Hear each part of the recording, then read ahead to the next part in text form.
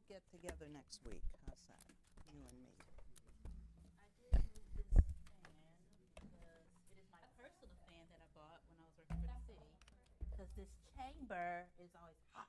Oh, it was so hot last week. Really? Bring a fan. Yeah, I bought this. And I just left it here because I was like, I did not do that. it's never going to get better. I did not do that, and I'm glad, it was out of my line of sight until you just pointed it out to me. I was Thank you. trying to, help you out, Nancy, but, he moved it and showed it to me. I know, I agree.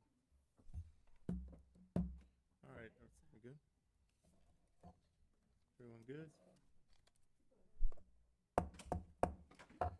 We're gonna go ahead and call to order the August 4th, 2025 Budget Workshop. I'm gonna ask Councilwoman Moynihan if she will lead us in invocation. Father, Son, Holy Spirit, amen. Gracious God, as the city council has been entrusted by the people of Bay St. Louis to be fair and diligent in our service to the community, help us to be good stewards of the resources before us, to see well beyond today and to work on a strong and concise budget that will grow our city with wonderful opportunity. Amen. Pledge allegiance to the flag of the United States of America and to the republic for which it stands, one nation, under God, indivisible, with liberty and justice for all. Hey, Jordan. We got Josh. Yes, Josh, you're on the line, right? Yes, sir. Hey, perfect. Okay, we're gonna go ahead and start with our guest. We have Miss Mackenzie Northington here tonight to talk about Alice Mosley as well as Hancock County Tourism. Good evening, and thank you for giving me the opportunity to speak. Just want to say I get a little nervous, so let me get through what I typed up and hold any questions for the end, and then we'll go back. My name is Mackenzie Northington, and I serve as the Executive Director of both the Alice Mosley Folk Art Museum and Hancock County Tourism. The City of Bay St. Louis has generously leased the historic depot building to both the Alice Mosley Museum and Hancock County Tourism at no cost for several years.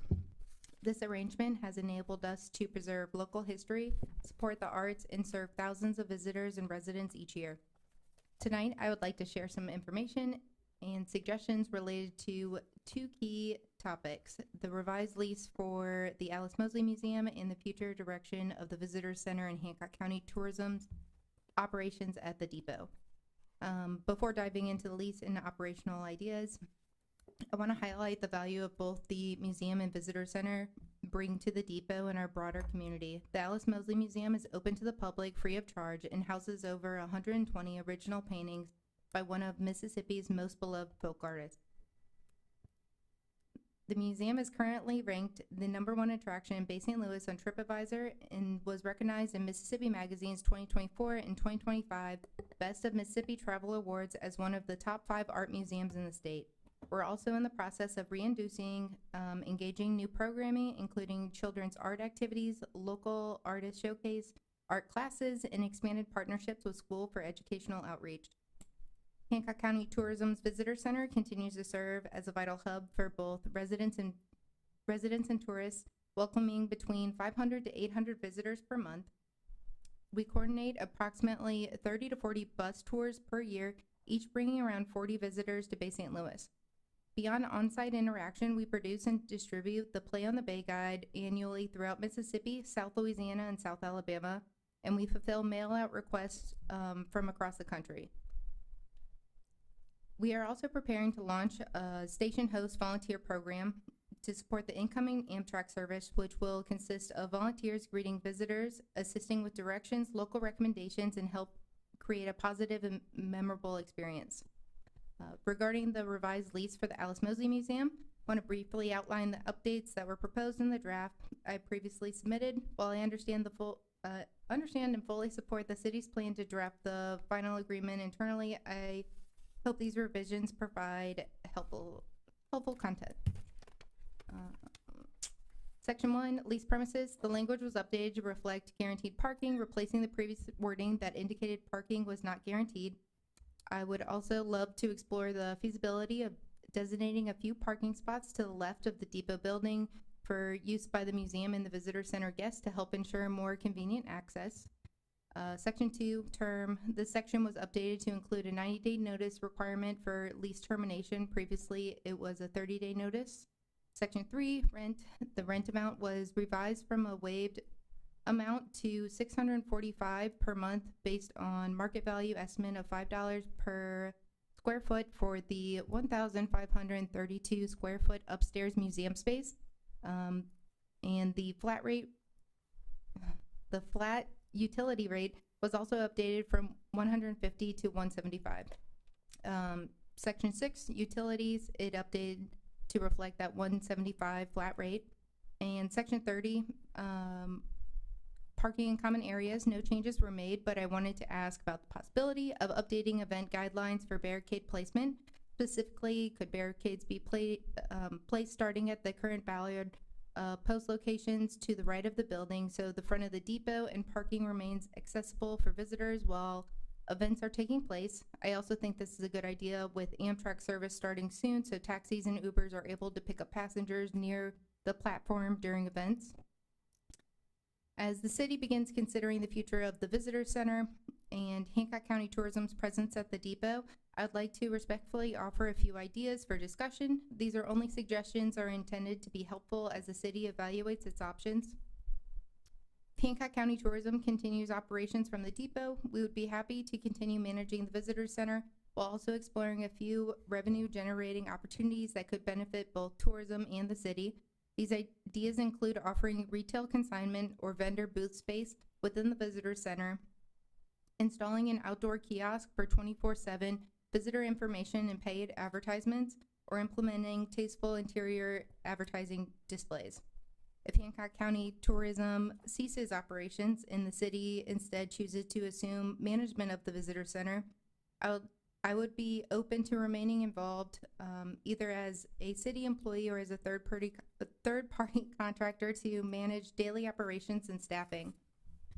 With Amtrak service launching soon, I believe it's important to ensure a seamless transition and maintain continuity in visitor services. I respectfully request to be included in any planning efforts to help ensure that continuity, retain trained staff, and preserve momentum. No matter what direction the city decides to take, my top priority is ensuring a smooth and respectful transition that keeps the depot a vibrant, welcoming destination for our community and our visitors. I'm incredibly grateful for the city's continued support and look forward to working together to keep the depot a cultural and economic asset for Bay St. Louis. Thank you again for your time, and I'm happy to answer any questions. Okay, I'll open the floor. Anyone have any questions? Yeah, Mackenzie, thank you for outlining some of those newly proposed items on the agreement for Alice Mosley, right? And just to clarify, Alice Mosley's on the second floor, right? Yes. Okay, second floor. So I do appreciate you outlining that. And Brisa, we were in correspondence. Is there a reason, did the council get that to see the terms of the new proposal? Because I kept trying to, I heard of it, but I kept trying to get it. So I think the proposal she's referencing was one that they sent over. We haven't, correct me if I'm wrong, I don't think the city has drafted. We have not drafted Had anything. one that we drafted. She just went through basically that was submitted. Yeah, what So that was was proposal. proposed compared to the 2021 original lease, and those were just the changes that were suggested that I wrote up and sent. So you My- basically my- took the initiative to, because you knew the lease was coming up, I'm assuming? Yes. Does this get My correspondence readdressed? back was that y'all had asked for a breakdown of the analysis of what it cost us to run those buildings, which I supplied at the last meeting. And then, And that told her we'd engage after I got direction from y'all. I believe next steps are to find fair market value, which the $5 square foot y'all had, I don't know where, that came from or if you can provide on that, but I think it would be good for the city to do due diligence to go I- through and, I agree. I think that estimate that I received was probably outdated. I think just to go through and make sure we can get clarification on the fair market value, and then we could sit down and send something back over. But take into those other recommendations into consideration. Okay. So do we have a plan in getting a fair market value resale? That was just discussed basically Thursday night, and I was off Friday, so I haven't spent today on the budget. So the plan is yes. My original intent was to call Jim McPhail and ask him what he's charging for Uncle Joe's, and Regan Kane to ask him for some fair market value. Well, we got a FMV a That's- few years back with the great, right, Mike? Didn't we get a fair market value on that probably 4 or 5 years ago on the depot? I don't know if we did the depot or not. I don't That know. was the one that, I know we didn't have one on Old City Hall. I thought we got one over City Hall. We had a proposal and then, I think from a private entity, and then we went into a agreement with the chamber the next week. Nonetheless, okay, so you're getting comps from across the My- street my- at the depot? Is that the My best gut way to was get to it? ask across the street, because there's somebody who leases that building, and then ask Regan Kane, who knows the market pretty well, just to kind of give us an idea, and that way I can give you all those numbers. And currently, y'all are in a month-to-month, is that correct? Yes. So to me, it seems like they're in limbo. So we definitely need to come up with something, to have some type of direction or. And it is a 4-year agreement, so I do think we need to, while we need to be proactive, I think we also need to be cautious and make sure we're covering our bases as well, so. But I do want to make sure we're taking the steps to Now, get the fair market. As I stated Friday, today's a budget workshop, and from a budgeting perspective, my recommendation was y'all was to be conservative and just leave the revenue from rent level.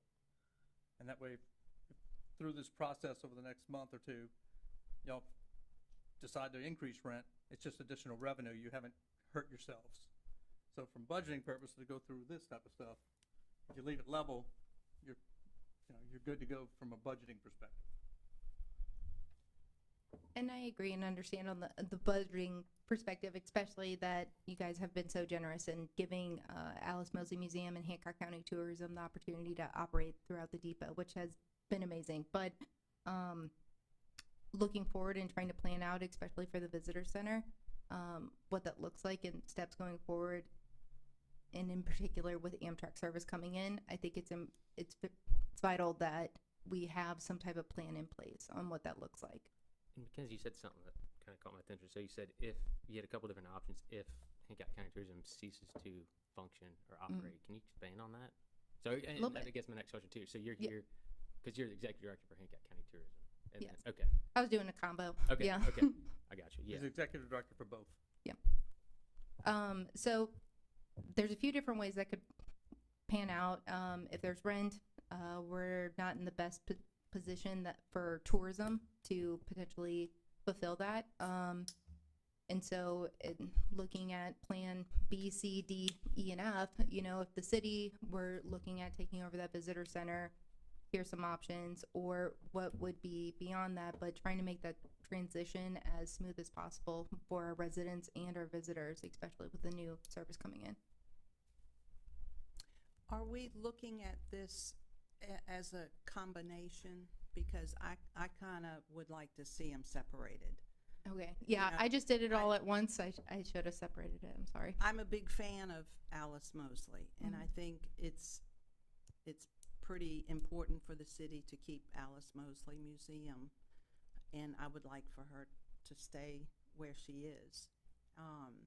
So, I think if you can give whatever, we had talked about having some, putting out proposals, deciding on what we would want as a city, the downstairs to be, whether it's the visitor center or a business, private business. So that's my 2 cents. I would like to see them separated. Okay, And yeah, I make just kind of pieced decisions it on each together one. depending on that market value of the depot area. I kind of felt like it went hand in hand, it being the same building. And right now, the Hancock County Tourism or the visiting, the first floor, there's no. The first floor is the visitor center, But there's and no then agreement. upstairs is the tourism office and the Alice Mosley Museum. Okay. Is there any agreement for that first floor? Do we have that on the books? Tourism has an agreement. tourism Mhm. with the city? That's what, Because the visitor center falls underneath tourism. Yeah.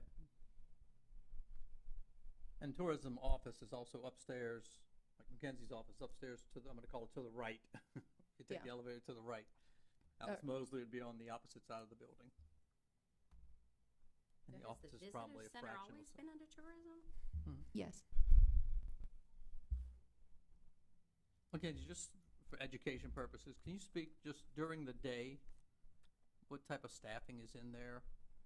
Miss Duffy's here, for example, who's been there 24 years, I think she told me earlier. Can you just talk to that, just so council knows kind of the activity that goes on in there? Yeah, we have 2 ladies that work there Monday through Saturday. We have 1 lady that works downstairs in the visitor center. Miss Susan can speak more on that, but the amount of visitors we have per day, most of the time, if you walk in that visitor center, there's 4 to 7 people in there that are touring around. Miss Susan's great at explaining everything, sends them up to Alice Mosley. Like, there's a lot of people. I was shocked when I came onto tourism, the amount of people, between 500 to 800 per month that are in there. It's surprising, and being a local and then knowing that it's a lot. And the amount of people that ask throughout the country that contact our website or by email on even getting our visitor's guide about coming to Bay St. Louis, about coming to the coast, I found extremely impressive. So, and Mackenzie, when is the determination as to whether or not the Hancock County Tourism will still be financially viable to continue or not? Is that something that's being discussed before? Like, how does that decision? Because I know there's some information in our budget that in years past goes to Hancock County Tourism, say for instance with the cruising, but I mean that's now different. So I mean, can you just take me through that process and when that's going to be determined? It's a work in progress is the best I can really say. My board is looking into different options with our insurances and different things that have happened in the past, and we're trying to find the most viable option to resolve those at the moment. So looking forward, I'm not sure what that means, and that's why I wanted to make sure that I outlined, if tourism does continue and if it doesn't, what are some possibilities to try and make the best transition.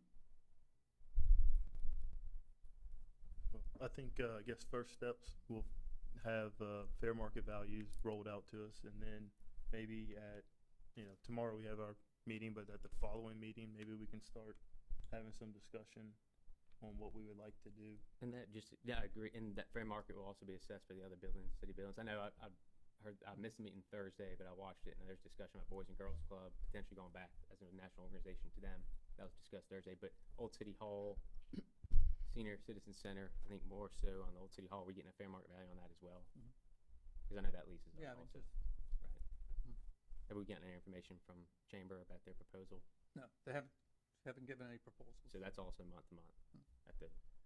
I'm not Yeah, sure what exactly. leases are up? Do we know offhand? Well, the council, has a decision to renew leases or not renew, contracts, that is. But the we idea is had- to redo all, trying to get new leases on everything. Well, and not to speak, Josh is probably a better historian, but in the years past, at least when I was involved, the first years when we were approached by those entities and gave us a proposal and we evaluated if we wanted to accept it or not. So we're doing it this year, we're going to do a fair market value and then put that out, or determine whether or not we want go out for a quote. I was getting fair market values for the council. for for what all of them. buildings? All of the buildings. Now, Boys and Girls Club, that's a little different. I think personally it would be best to try to give that away to Boys and Girls Club. That'd be my take, and put a deed not the restriction building, on it. just let them use it, but they take over all of it. Let them take over all the insurance and everything, all the maintenance. It'd just be basically. They own all their properties, They can't across sell the it, coast. anything like that, it would revert back to the city. but if that they would have to ever come to y'all. Just, stopped having it or whatever. And I don't believe you've had any discussion on that yet. That's just a, Trying to get something set up. So I guess I'm just trying to figure out this process. So fair market value, and then we already kind of know, Mackenzie, thank you for outlining what your proposal is. We'll still have to determine for Old City Hall and Chamber what that is going to look like in the coming weeks too. Yeah, I Right. think as far as for me, at least why I would like the fair market value is to kind of get an idea of, the proposed rate from Mackenzie and them to see where that aligns with it. I know I didn't realize this, but historically proposals were brought in, but I think it would be a good idea at least my opinion, to vet the information You talking coming in. about proposals on the old city hall? Mhm. Yeah, there was proposals that never went through. It wasn't taken from them or anything, you know, to put the chamber in there. There was opportunity, we went out for 3 or 4 bids, people keep saying they wanting it, and we went out for bid 3 or 4 times, and no one acted on it. One time, one person acted on it for the whole building, it was awarded, but never took it. And then when we went back out again, is when the chamber got in. Well, I just need to do some history on that. It doesn't seem, I don't recall us going out for proposals on that. I do recall getting somebody that came here from the private sector and made basically an offer. And then I don't think we put it back out because we didn't have time to do a fair market value. It was within a couple of weeks, I think it went to the chamber. I just want to be I consistent. know we advertised it 3 or 4 times throughout those years for people to come in and had opportunities to bid on it. And one person bid one time, I think it was $600 for the entire building, if I'm not mistaken, something like that. That's after it was redone? Because it Yep. was, after that would have been, I think, what, Zeta kind of hammered it? Yeah. So, okay. And, you know, but again, one person in 3 or 4 times that went out for bids. So, And I do understand that this is a budget workshop, and I know where those dollar signs as far as rent or who's coming in there can mean a lot, especially if you're only looking at numbers. But I think if you're looking at the history and the people that live here and what's important that makes us Bay St. Louis, I think it's important to keep that in mind outside of dollar amounts. And I will also agree with that. And as far as looking at the fair market value, we are still dealing with nonprofits too. Yeah. So we have to definitely keep that in consideration when it does come back to us. No, yeah, absolutely. So, Just to get an idea of right, where we stand. where we are, get a, And also, Bay St. Yep. Louis is above like the national average too, so. yeah, no, absolutely. I think, get that number, look and see if there's a adjustment to be made, but before just accepting the proposal that was presented, I mean, I don't know where the 5 came from. I don't know if McKenzie can elaborate on that, but I think personally, I mean, I'm only one person, but I'd like to vet the $5 a square foot, and if we come back close to that, then yeah, we can roll out the proposal and let Heather look at it. I still think it should come from the city. Our legal team should look at it. I don't know if anyone feels different or not at how they've done it That's fair. historically, but I think that's the right way to present a lease, is to come from the leaser, not the leasee. and then Mackenzie, will tourism be coming and making any proposal for that first floor? I know that was given basically in kind. So we're talking about the second and Alice Mosley. So is Yeah, there any- and that's not necessarily. We're not in the position to necessarily afford that type of rent. Looking at the square footage in Alice Mosley compared to the visitor center, if that were a thing, my best answer is that I don't know right now. With the space upstairs, could it be a potential merger? There is potential on talking about expanding the Alice Mosley Museum has been brought up, but I think it all depended on that fair market value for square footage and if that was a viable option. And as much as I love that depot and having that visitor center here, if there is a rent, I don't know what that looks like for tourism right now.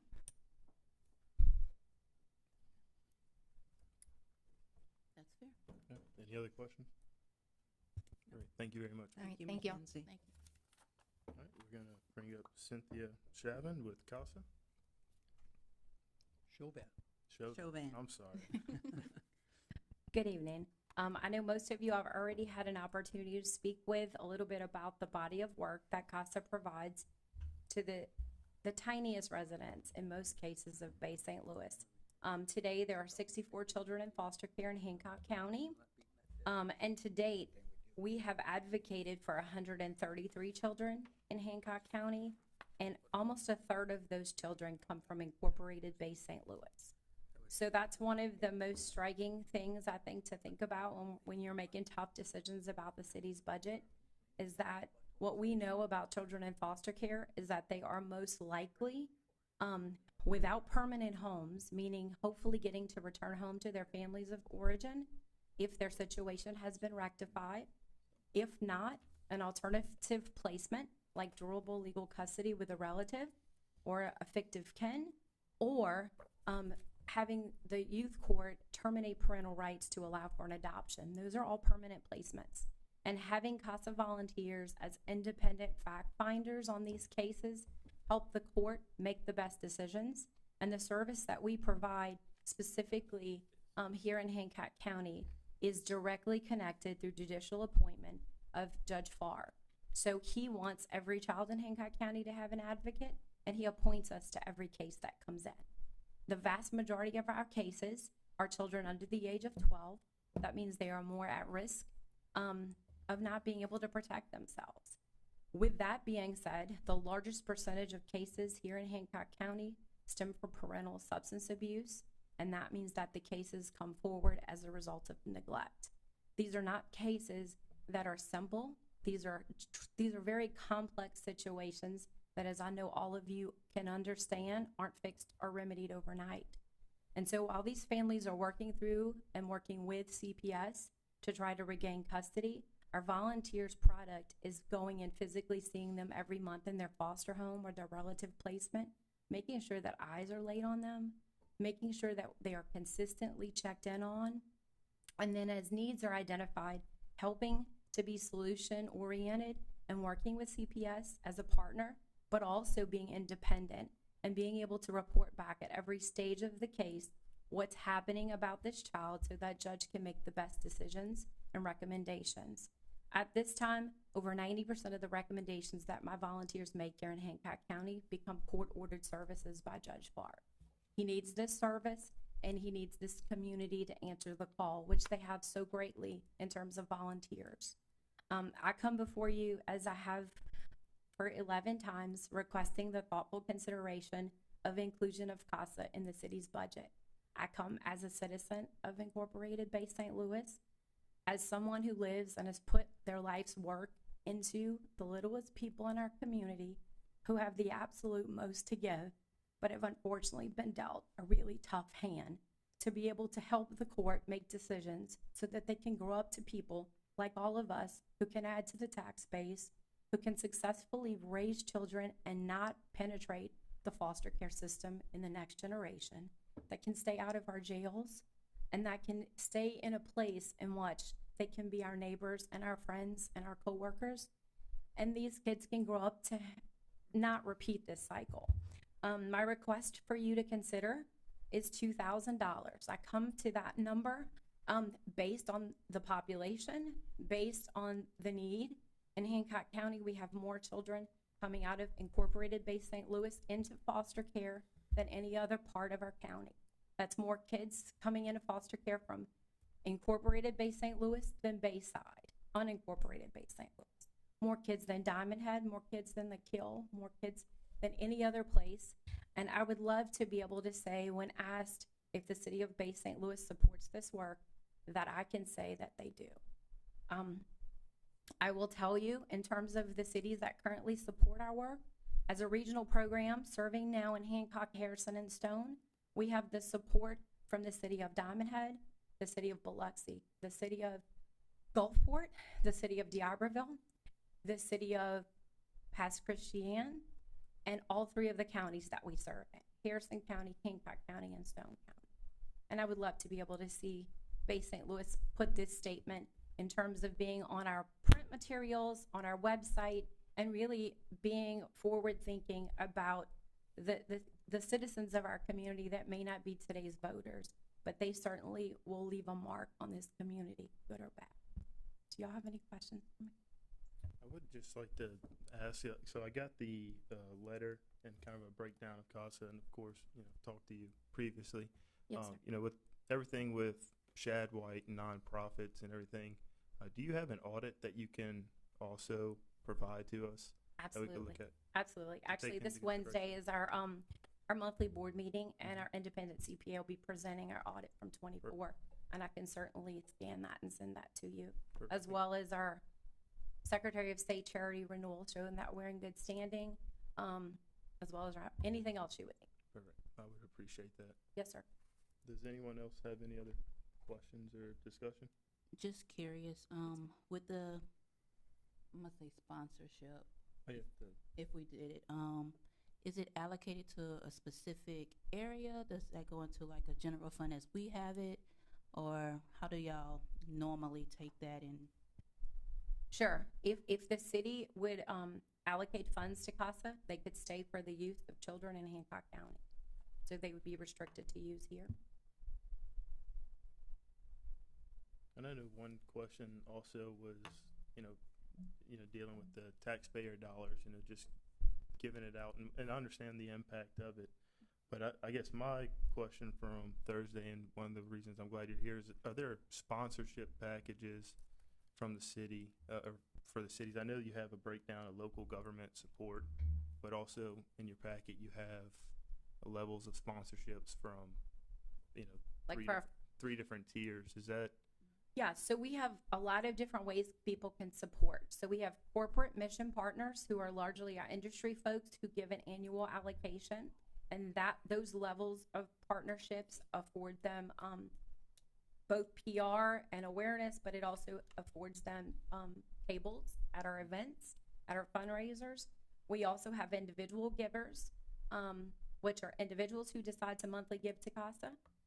We also have fundraisers. So our largest fundraiser continues to be the Crew of CASA Mardi Gras Gala, 500 people, all sold out tables. While we don't earmark a table for our city contributors anymore, what I do is ask if there are any members of our elected cities or county that want to come, I make sure that they have seats. So if any of you guys, if the city was supporting us, I would make it a way to make sure that you could be at our event. So sponsorships come from a monetary giving? Yes, ma'am. Okay. Yes. Well, as far as the, showing the support, I think I didn't realize they have the actual section for the local governments that give as well. So that's good to take into consideration as we work through this budget. So.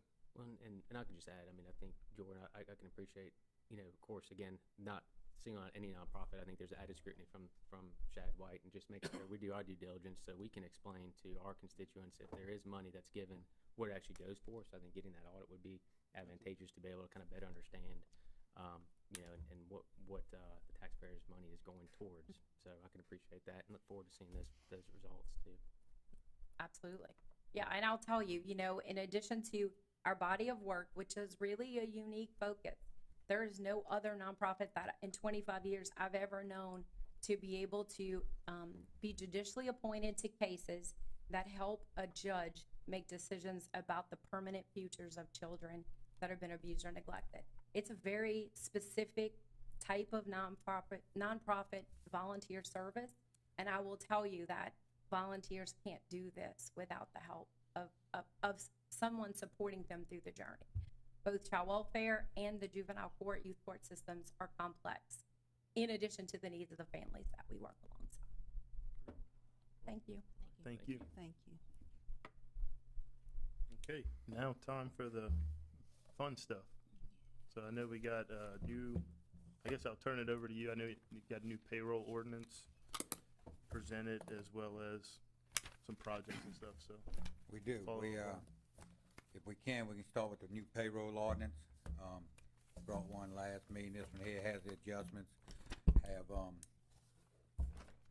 nothing changed except for the police department, bringing them down to 4% for the officers and 3% above them. And, 1% for the chief. And nothing for the assistant chief. make sure he can hear? Hey Josh, are you able to hear us? Are you on the phone? Yes, sir. So Okay, perfect. it would come, everything stayed the same, like I said, except for that. Net reduction. And the net reduction was somewhere, I think like $44,000, somewhere, give or take. Did we get a comparison, not with Gulfport or Harrison County, but a comparison with a force equal to our size municipality in terms of where we are at with the Yeah. police wages? Yeah, we still, yes, and, we're good for some, you know, even though we got longevity pay, a couple examples is, I think it's Long Beach, maybe DeIville, Ocean Spring. They get like a longevity pay every year. If they there, one of them's 3%, one of them's $800. So if you're there 20 years, you end up with a $16,000 raise. That's on top of raises that they get yearly. You know, I Opposed to think what we're doing with every 2 years they get a longevity at 3%, right? we get 50 cents Oh, it's not. for 5 years, and it stops after 2 years. So your third year, you would start getting longevity pay for 5 years, and then Well, do we max get out more at aggressive? 250. So we bumped it down 2%, correct? But the thought, and Yeah. I'll listen to Josh's comments. He wants to make sure year to year, you know, that we can Yeah. stay within the means of the budget. Definitely. But I want to make sure that we, again, I like the concept of, you know, rewarding retention. And I think right now, I mean, I think you mentioned there's a plan in place or a committee for recruitment. Yeah. I'm sure longevity year to year would be a good retention tool. Has that been something that the new police chief Kingston has expressed an interest in feeling that would retain what we have now and actually help recruit? Or I think if you had what some of these other ones had, where they started getting longevity pay after a year, and it continues nonstop, that's huge. and that would that But be that's also, you know, so again, $800 is roughly, I don't know, 60, 70 cents an hour. I think for them about 60 cents, yeah. So you would, you know, they would get that, but then if there's a cost of living as well, they would also get the cost of living to go with it. And with that longevity, say you've got an officer that's been with us 5 years, you have a transfer, how would we handle that? They would not be, would they come in at the base range then? At the base, one, and then we're at 2 years, I think it is, where you start getting your longevity pay. It's after your second year, so you're starting on your third year. You know, if we wanna look at that and move it down to the first year, to where after 1 year, you know, they could get it, and, you know, that could be done. Well, I know with you being law enforcement, I mean, I think that's maybe part, again, I don't wanna speak out of turn, but could that be part of the reason why it's harder to pull the, Like laterals yeah, is the pay. so how can The we pay get to? and also the opportunity. So I think what they're trying to do, and I haven't spoken with them, is adding those corporate Yeah, positions. I heard that dialogue. So Yeah. even though they are the same pay on here, it comes with rank. It's a little bit more, I think, or it should have been. I think it was 20. What we did, we took this, we went to 4 sergeants instead of 5, moved that person to patrol, but also, took that $1 an hour, it was a little over $1 an hour, and gave it, split it between the corporals. Yeah. I don't have my whole sheet. So usually, like after your first year, that's usually all your training. So your academy, your FTO phase. So once you out of that, then you do go up.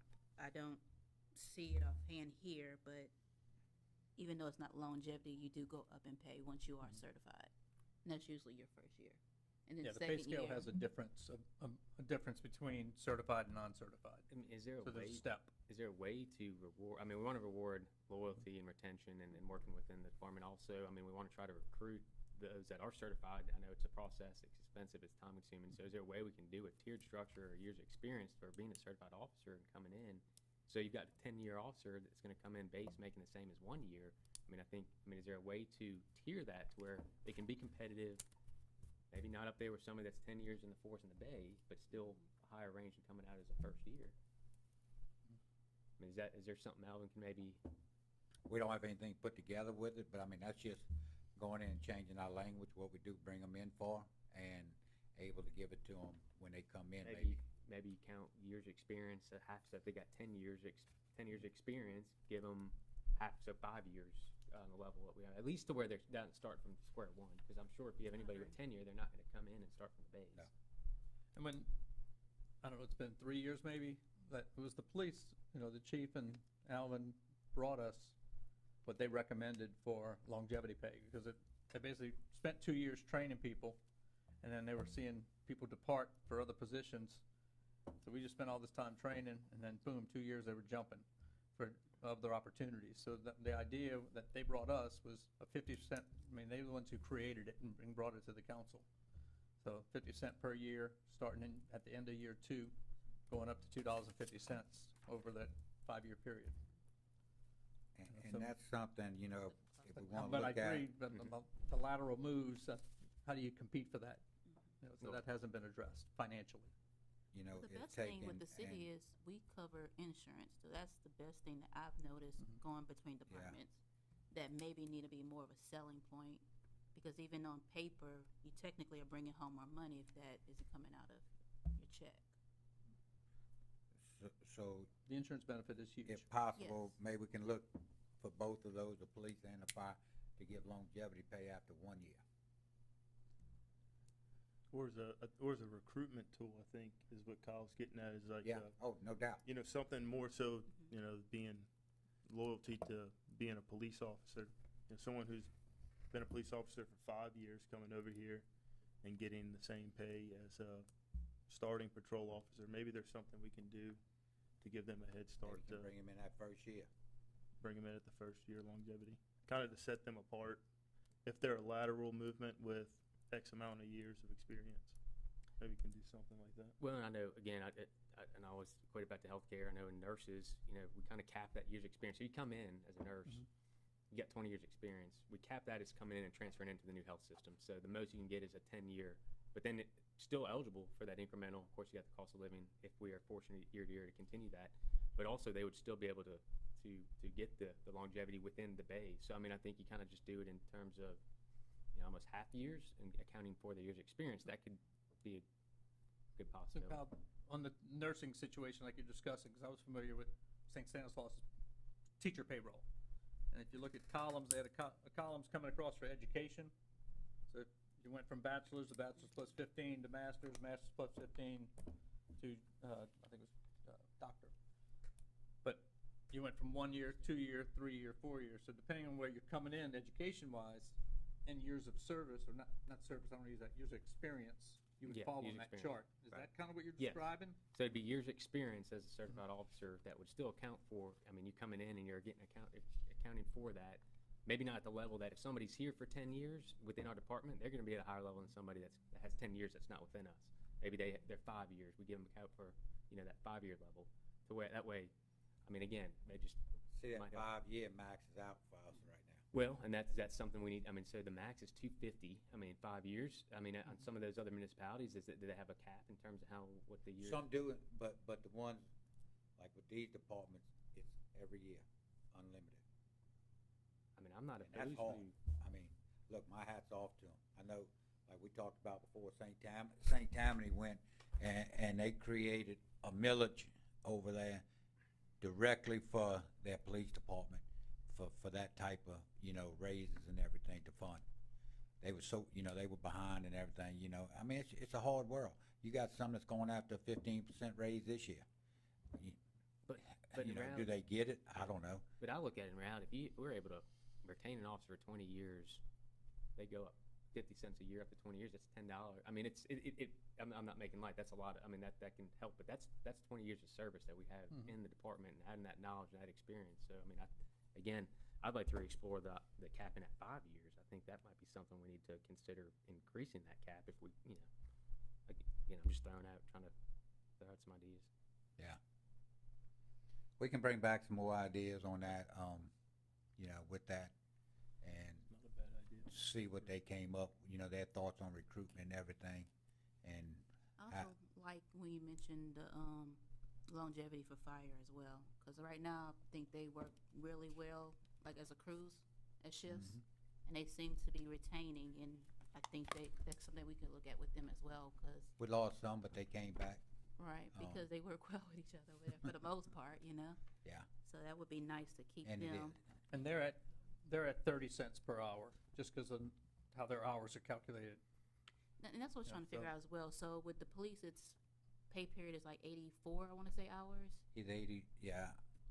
and then fire is more. Fire is 3,100 a year, I think, somewhere in that neighborhood, and 'Cause I know they run 24 hours, where police runs 12-hour shifts, but I was thinking they still came out to like 84, 86 hours I think it's 115. payroll. 115 a pay period. They're the hours.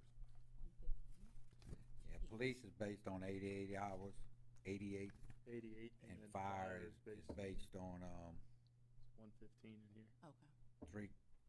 is it 3,300? Yeah, 3,300, I think. For the Yep. year. Something like that, yeah. We can tell Alvin as they're working to kind of bring proposals to us that can, you know, we have our current longevity pay, and maybe there's some other options that they can throw together for us. Yeah, I mean, if you want You to know, ask, it may not be, again, in this part of this budget, but, you know, it's stuff that I can look at, yeah, see how he thinks. if it's done right. If he thinks not that'll rushed. help him with the longevity stuff, or if he has Yeah. any other ideas, just let us know. I like Okay. what, kind of what Scott was saying, that years of service as a column, and you move up based on the years of service, you know, I think Yeah. that, you know, and I think Have a tier I think system. Salva also talked, Yeah. we talked historically, a couple of years ago, we talked about having some education pay as Yeah. well. You know, and again, I'm Yeah. comparing it to a teacher's salary price, We got salary scale that you see around. we got a patrol officer level 1 to 10 or something. Have a pay scale based on that. That'd be nice. Something in that. I mean, it Okay. could go from non-certified to certified to There goes Josh. patrol to, you know, you can move across You the have a column this question, way. Josh? What's that? Yeah, I'm sorry. Josh has. Can we get somebody to come in and maybe look at, like what Mississippi State might do or whatever, and look at all pay orders and give us some ideas, maybe do another handbook or something, just because I think we need to look at the whole city when we discuss this, not just one department, is my only fear, you know, we got people running gas systems, water systems and all, still making way less. I think that might need to be looked into, and other things that's very important task also, not to take away from police or fire or first responders. I have a son that's a cop and a son that's a fireman, so trust me, they're close to my heart, but I just wanna make sure we don't just hyper-focus on one department and overlook a lot of other spots within the city. That's a good point, Josh. Yep. You know, and you can always do, you know, as there's maybe a little bit of a difference as to, you know, 50 cents for one, 30 for the other, or you could do it based on nature of that department too, not to denigrate, everyone's important, but I mean, just do it based off of, I mean, there's ways to do it for different departments, different levels, different experience levels. So that's a great, yeah, Right. good idea. And take care of everybody, if possible. And then kind of jumping back to the original point with that Josh had made is the sustainability side of it. So we also need to, we're very blessed right now to have our millage increasing, the value of our mill increasing. One day we might not be as fortunate as that when that comes, but just that was, I know that was some of the original concern was the sustainability of this, so. Well, we've been fortunate. I think this is the 5th year in a row we've been able to do an increase for all Increase, yeah. employees and the cost of living, which is needed. But that's not a guarantee every year to year. Maybe it becomes more of a merit based, and you do an evaluation, and there's a 1 to 3% range or something to where we can, you know, again, we got to make that up Yeah. somewhere. But yeah. if we can find those key positions that may be off, like with a study, you know, we can correct those probably faster than the whole picture in the whole, but anyways.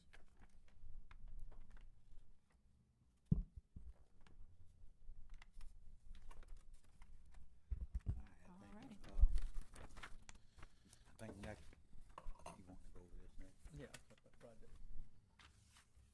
And that 44,000 that was saved, that rolled to municipal, They said Reserve. increased municipal reserve. Yeah. I think we got it up to 175. Is that what the quarterly, because we did that every quarter, right? We rolled in whatever from the payroll ordinance, whatever position weren't filled, we rolled that into the reserve fund, right? Not We haven't been doing quarterly, it but quarterly since I've been here. I think we but do it twice a year. When we do a budget amount, we try and whatever's extra, put it in municipal reserve or that emergency fund as well. I think we're up to over $1 million in the emergency fund. So on that point, so like the cash, fill me in on the cash on hand, not jump into a different spot, but the cash on hand, when I was looking at it, I think we're projecting starting with 370. Is that coming from, I guess, the payroll not being transferred to municipal reserve, or where does that coming balance out come the from? general fund just with funds that wasn't spent. It wasn't spent? But what that is, that's covering, carrying over from projects that we have not done this year yet. Okay. Probably won't be till next year. One's $200,000 on the Okay, roof so that through money's, here. earmarked for. $100,000 to the fire department. Orion for Zoning rewrite. zoning, The- some of that being carried over, and there was one other thing that's being carried over that wasn't finished this year, or probably will not get finished this year. And then that's bringing those funds over that we had allotted for that into next year. Yeah, I just didn't know if that was like unspent money on payroll or whatever, it just wasn't being moved to municipal reserve. And then also anything over that budgeted amount we have in casino revenue, Goes we to take that and that goes to the emergency reserve. And Riso, we might need our Caitlin, but maybe we can pull it. So I think it was before your time here, Riso, but there was, because Jamie gives an HR report of turnover and open and vacancies each month. And I thought we made a motion, this is probably in 21, any money that's unspent based on, not filling that position would roll into the reserve fund, I think each quarter. So I just want to check on that and see. Yeah, for last year, I mean, we just had a lot of, specifically, it was a lot of vehicle repairs that ate away at a lot. We went over budget kind of when it came to those things. I mean, with the police and fire the main two. So that was in June when we did those budget amendments. You mentioned the roofer here, This roof. this roof, so that The would, well, the roof all the way, yeah, the roof from here all the way down to over the maintenance shop and everything. because I'm just thinking about this AC unit that it's always a problem, especially when this room is full of people. It's hot in here It's nice. right now. It's chilly Right now, because there's only 10 of us in here, but when we have court and they're doing their job and we have wall-to-wall people, you cannot get that lower than 75. So that's something we, like I was just telling them earlier, I literally purchased this fan and left it here because it's so hot. Like there's been days where I wanted to pass out with all my police gear on in here. So just keep that in mind. Well, So I'm just, go go ahead, ahead. I'm sorry. no, go ahead. Now, I was gonna turn, I gave y'all a spreadsheet I keep just on list of projects. And kind of have it broken down into three main sections of projects that are funded, meaning we've got grant money for it, and they're in progress, some stage of a progress. Kind of where, as we're going from 1 to 15, are kind of more of these are happening now and kind of working our way down. I did group the ARPA together and boardwalk project stuff together. 16 through 20, I've kind of highlighted it a different color just because we don't anticipate that in FY '26, just because we got all this other stuff going on. And then we have projects not yet funded, but grants have been applied for, which is additional sewer improvements, canal dredging and sampling, drainage, citywide culvert replacement. Those are basically roadside ditches and culverts. And then we have other projects in the works, preparing and looking for like forgivable loans for, basically another water storage tank, as well as water line improvements, basically correcting undersized lines throughout the city and upsizing those lines to handle better firefighting capacity as well as development. So it's kind of got it in those three main sections. So you can see we're at, total project, if you look at all together, is $44 million. Of that, if everything went, you'd be looking at about 3.6 of local dollars and 39 million of grant money. Resale on line. Obviously, that's not all funded. Again, going back those other two sections. Line 15 with the harbor settlement repairs. I'm going back to Moffett and Nichols' presentation. They gave a few different stage or scenarios, like A, B, C. A being long-term fix, most expensive. B being medium. C being kind of doing what you can. Not a Band-Aid, but so what does it? So we're at 2,000. The estimated amount is 2.1, right? Their high-end best case scenario was 2.1 million, and that also had like a That's for 30% everything. contingency in it. Yeah. Okay. And that when the settlement has that hit yet? 700,000, yes, sir. It has hit. Okay. Yeah. Okay. And then And then we have 557 from Tidelands grants, almost to 12, assist. around 12,000. I mean, 1.2 million 1.2 million for that. in hand. And then our goal is to get to the gold standard recommendation from Moffett Nichols and Kind of told them, hey, design something at that 1.2 with the goal of trying to get all the way to it if we can find additional funds. so we're short about 900,000 to really get to the point where Get to Moffett the whole Nichols- kit and the gold caboodle. standard. Yeah, hopefully less than that, you know, being that 30% was contingency. That's high. Hopefully. Okay. Hey, Jordan, Yeah, we can hear you. looking at the list of projects on the Excel spreadsheet, and if you go to the road and bridge fund account, Mike Riso, the 603 turn lanes are showing 687,500. Shouldn't that be just 137,000 match in that, or is that in to that account? No, it's 137 local match, Local. and we're using road and bridge fund as our local match. So we're not using general fund dollars. Yes, okay, so, all right, but that's the income up top and out that bottom, I see. Excuse me.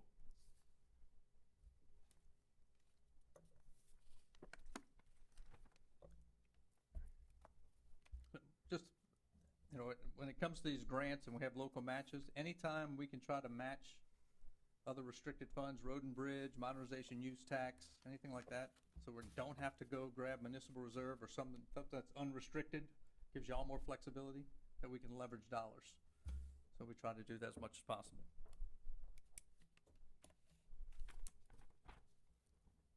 But throughout our, when you get into the other projects in this big stack,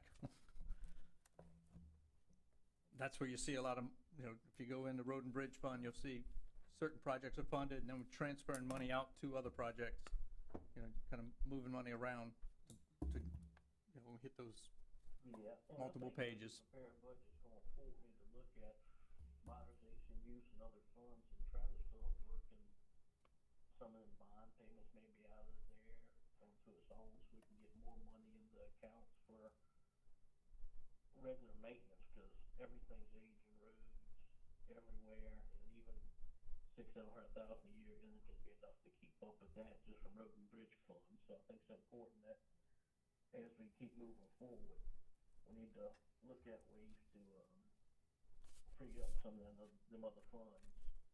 Josh, I think we got 500,000 in the budget for, road paving. Try to start doing that every year.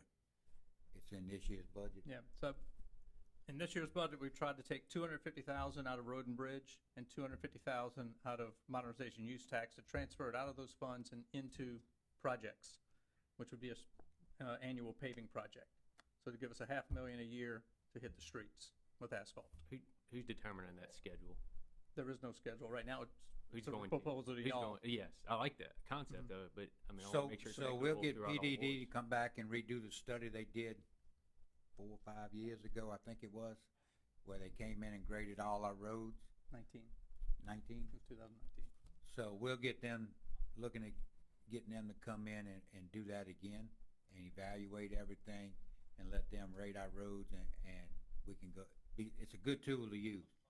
You know, if we'd have probably used that more on that last bond, we'd been better off.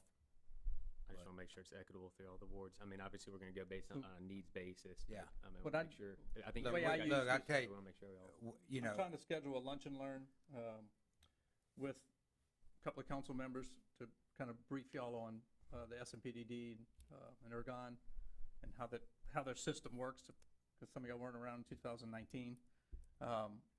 But I actively use that every year.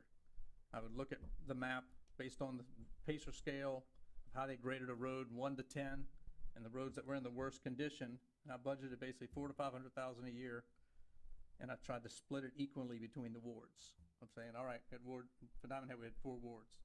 I said, let's go 100,000 each ward. What are the worst streets in that ward? And try to elevate all of them. So I would see something like that. That way it's equitable.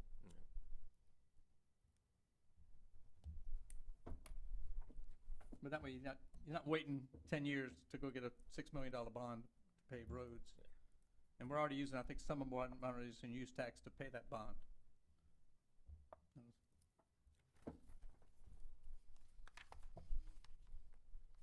Ultimately, the council has to approve the roads, but we'll definitely make a recommendation.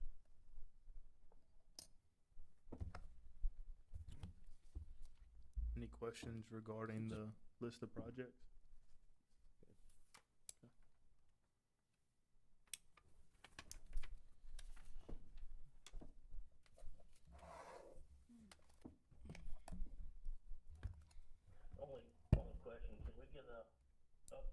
Jason, on projection start dates and bid dates on some of these projects? Some of them's been out there a little bit. Yeah, he does have some of that coming. I know there's, some roads out there in your area that we have to be raised. You know, we need to look at those. They've been out, that's been out there for many years and all, so we need to move on that. And then there's some other ones as well and see. Some of we need to evaluate and see. One of them, you know, the Old Spanish Trail, do we want streetlights down Old Spanish Trail?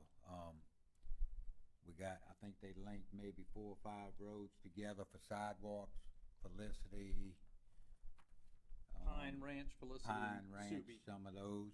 Do we want all those sidewalks now, you know, or whatever? So we just need to make some decisions on some of these projects, and they just sitting here. So, you know, we don't plan on moving on them this year to start with, but it's something, you know, So we wanna move on them, you know, in a year or two, you know, maybe down the road if we don't get anything. So we just need to, you know, see what we have and all. So Pine and Ranch are lumped into that project? It's lumped into that whole, yeah, and that would finish out the safe routes to school, you know, there was School, yeah. talk, Highland Esplanade, you know, joining in on that safe routes to school system that would tie into Dunbar as well. You know, was an area, and it's something, do we take and try to maybe get that instead of Felicity done now? I don't know. It's something we just need to workshop and discuss, you know, priorities and just, you know, go after it. For FY '26, those weren't factored in. Yeah, no. Because we gotta cash flow all these projects. Yeah. Yeah, no, I saw it in the yellow. I was just thinking with Buyer Drive going down. Was I wish we right could've done it, you know, at the same time. At the same We just time. did, It's funded different Buy years. and Ranch Yeah. and did all that together. yeah. Okay.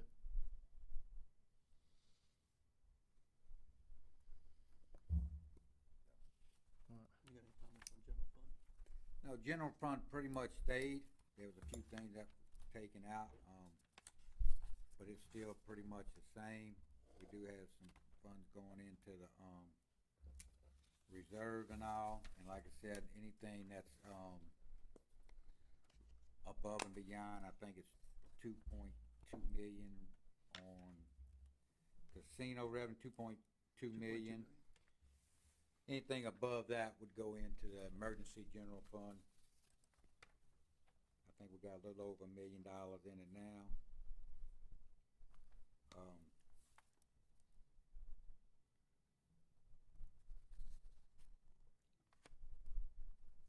Can we go into, Basically, we made the changes y'all had asked for, incorporated the salary reductions that y'all had suggested with that payroll, and then moved, whatever was left went into municipal reserve for projects. on page 3, the general fund, city council, we'll just go through some of that. So support senior citizens, we're allocating 2,400 this budget. I see we haven't spent any of that. We allocated the same last year. What does that go towards? What is that now? On page 3, under the grants, subsidies, allocations, Mm-hmm. so you're recommending budgeting another 2,400, but does that go to a specific event? That's a one-time check they'll probably give them before the end of the year. You talking to the We paid senior it at center, least 2 years. Yeah. the senior citizen center?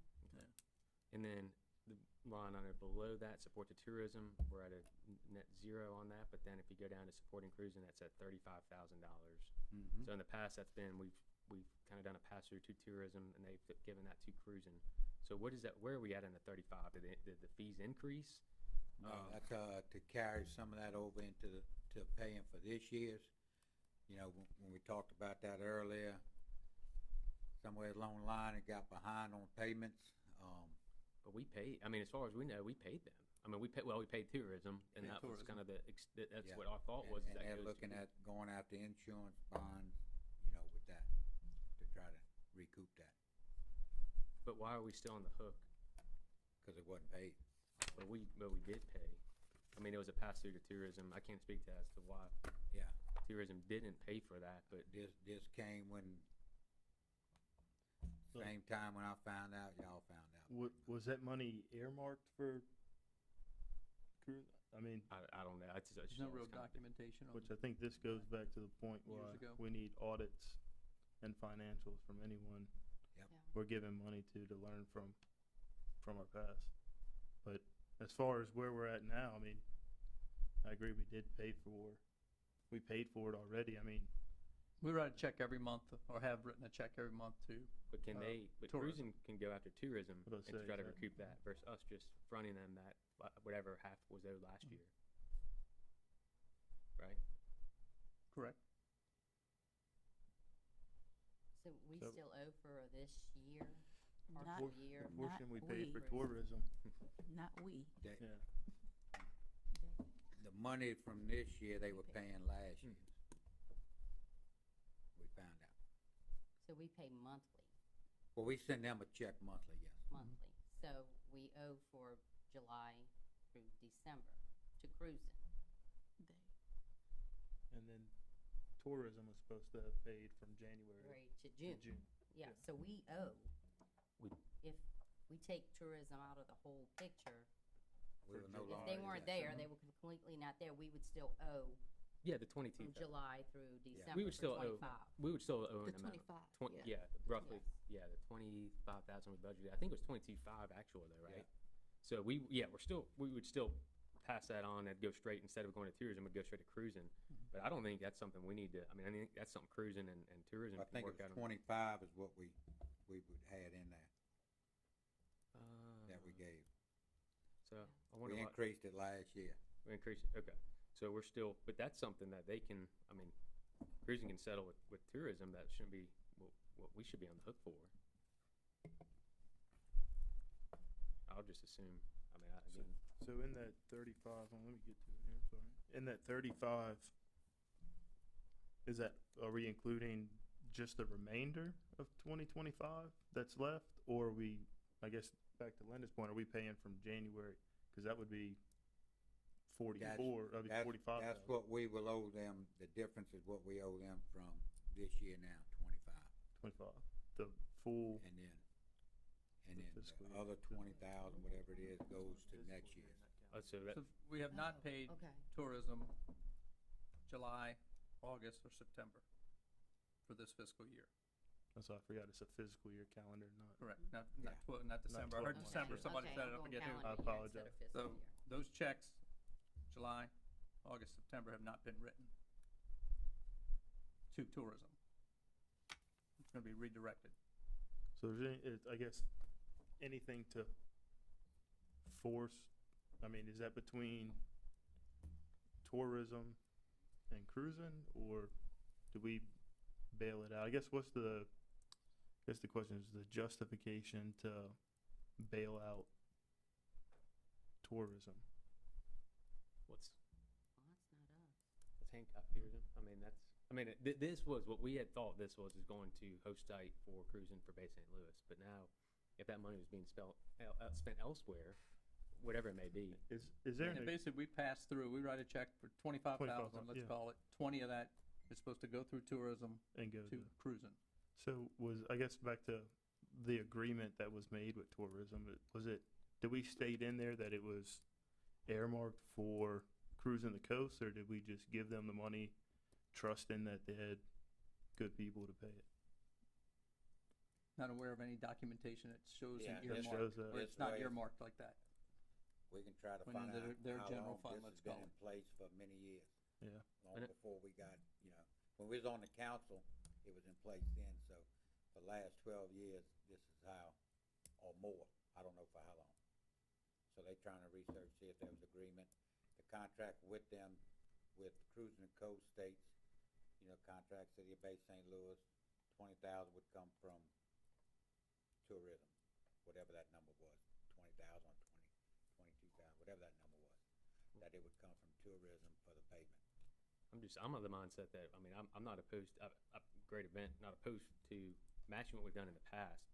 But if there was an issue with them getting paid, that should have been we should have been notified, but I don't think that's something we should be on the Years hook for, yeah, and We should have been notified before 3 years, whatever it's been, 4 years, going on 4 years now. So we could bump that 35,000 and go back to what we previously have done from last year, and that's 25. So did that 20. fee increase? So 20? 20 is the cruising part. Okay, so 20,625 is, I think that's what we had, the actual spend in 23, 24.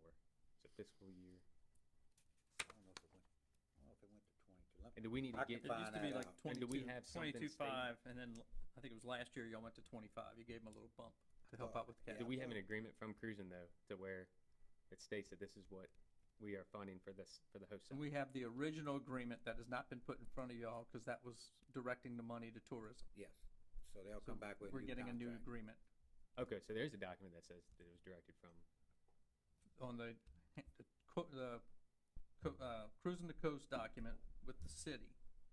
Says that the fund would go through tourism. gotcha, okay, there we go. Well, we got a document stating that. But- Okay, and then we'll get a new, We've held that back. Okay. Not put that in front of y'all yet, because that would be, Change. obviously, we don't want to send that check. so we need to correct that. You get it too. And I know they, like I said, I know with their board, talking with their board and all, they're looking at, you know, the insurance and all that, you know, on their bond. So that would be, so bumping that from 35,000 to 25,000, what we paid essentially from last year, right? Yeah, but Get it's, that. yeah, see the 25 was in the current budget. Mm-hmm. And then I did see we earmarked something for CASA, I think 1,000. Do we want to hold off on that until we can get the audit and then we can decide what? Then come back to it. Yeah. Which So- one is that, Kyle? There's a 1,000 allocated towards support for CASA. So for budget purposes, y'all can budget it, but y'all would still have to approve the actual check being written. So if y'all wanna, again, we threw that number out just from talking to a couple of y'all. She asked for 2, we've never given anything, so this was kind of a, put 1,000 just because I had some conversation, and said, y'all can make it 2 if you want, make it whatever you want. But again, your budget is one thing, the actual writing of that check will have to come from y'all in next fiscal year. So can we actually leave that open as far as support and just, Instead of directing it to one nonprofit or one organization? Or does it have to be named who? This is, I mean, I will cut off my arm for a child in a heartbeat. I mean, I worked with them for 30 years. And I support CASA completely. I work with them through our nonprofit to assist the kids through, we do the parent end of it, for them to meet goals, to gain their children back. But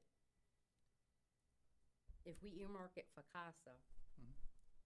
and tomorrow we have, I'm just pulling the names up, Hope Haven or King's Kitchen or Hancock Resource Center or whatever, come in, I think we're just opening, we're leaving it open. And I think we just need to come up with, if we're going to do this, we need to have some guidelines on what we're gonna do. And I don't think, if we have a limited amount of money, that it needs to be the same organization or nonprofit every single year, if that makes sense what I'm saying. No, I think you bring up a great point, Linda, is that it is hard to differentiate when, because we do get oftentimes, I mean, you've seen it. The request been will council come. Requests come almost every month, and Yes. so it's hard to delineate and differentiate which one's worthy to give and not. So, I mean, that's always been the crutch in trying to determine that. And I mean, and we So could say remember, 1,000 the or council will 2,000 approve- there, but, and just say, okay, for instance, everybody kinda knows the Bay hasn't been donating to this. But Miss Cynthia sent her info in, but none of the other organizations did. So it's almost a disadvantage to the others. It's almost like, okay, we're gonna do this, and by July 15th, submit your application, and we'll pick one a year, if we're gonna do this. I just don't think it should go directly to CASA every single year, but that's me. So the budget will be approved at a global level. So it's not at the micro level of each of these account numbers. So you will approve total grant subsidies allocations of $48,400. Okay. That's what will be approved council-wise. So the stuff that happens in the micro area can be tweaked. But ultimately, y'all have to give approval to write that check to whoever you want.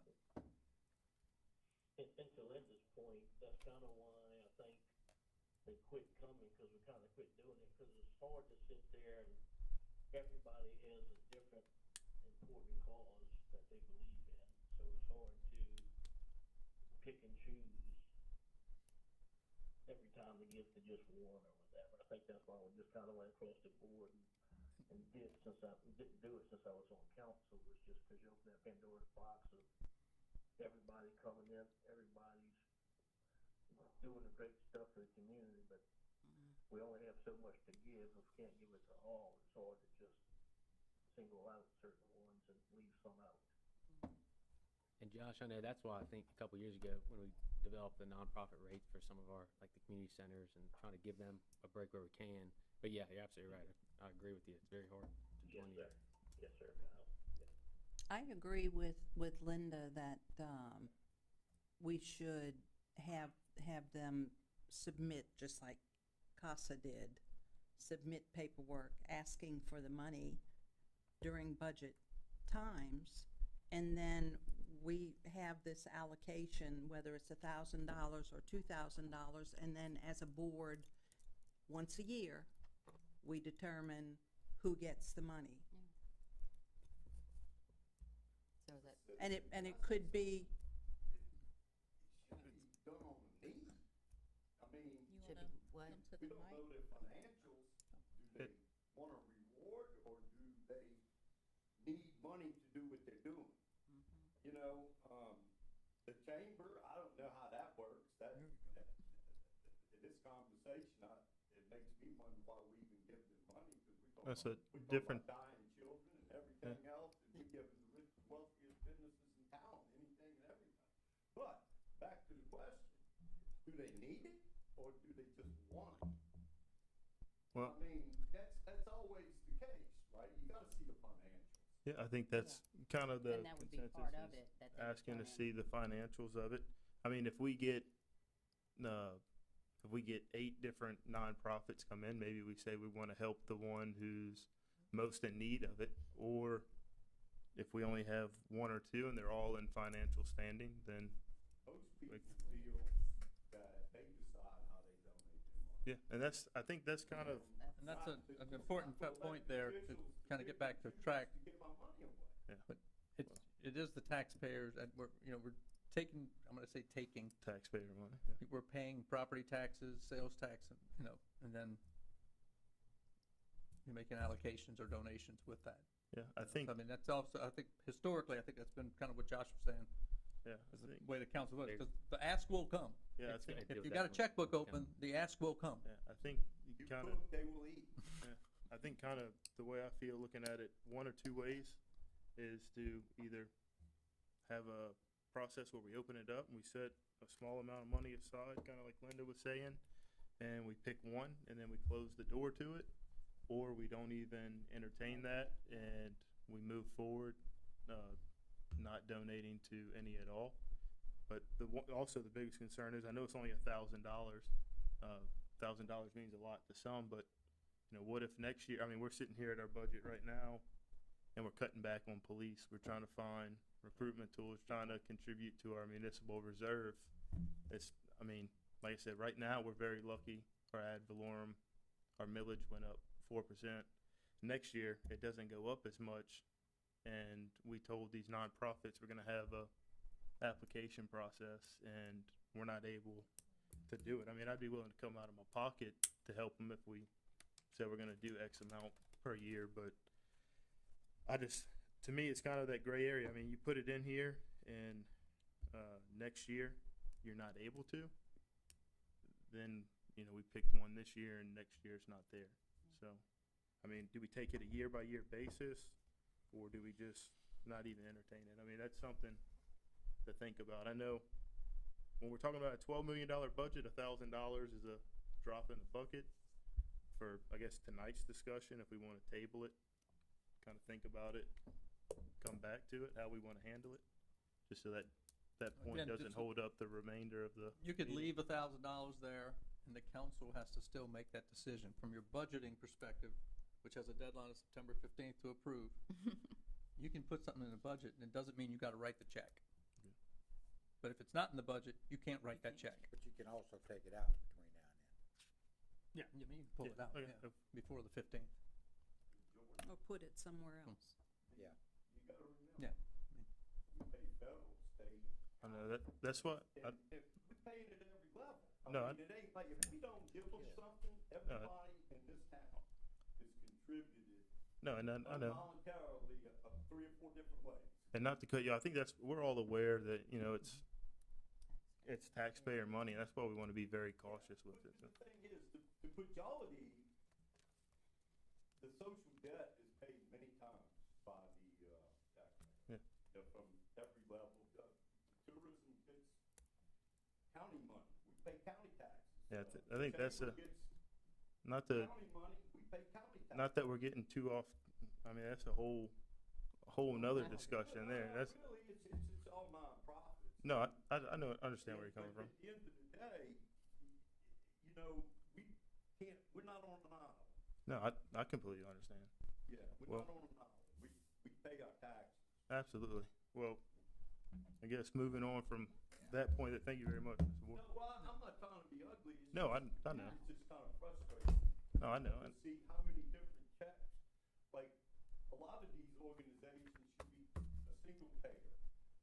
And whatever we contribute, Waven contributes, Diamond Head contributes, the county contributes, go county together. And I think you're making very good points, Mr. Ward. I don't want to cut you off because of that, but just because it is a budget meeting and we do got 130 pages to go through. Yeah, no, I got you. Yes, sir. Thank you, Mr. Ward. So that's something, you know, we can see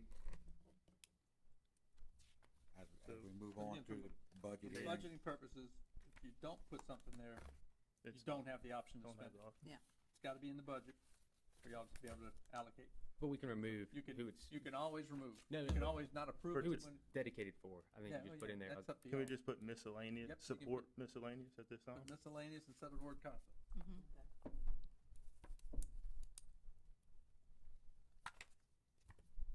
Like I said, everything else is pretty much the same, you know. Money going to the reserve.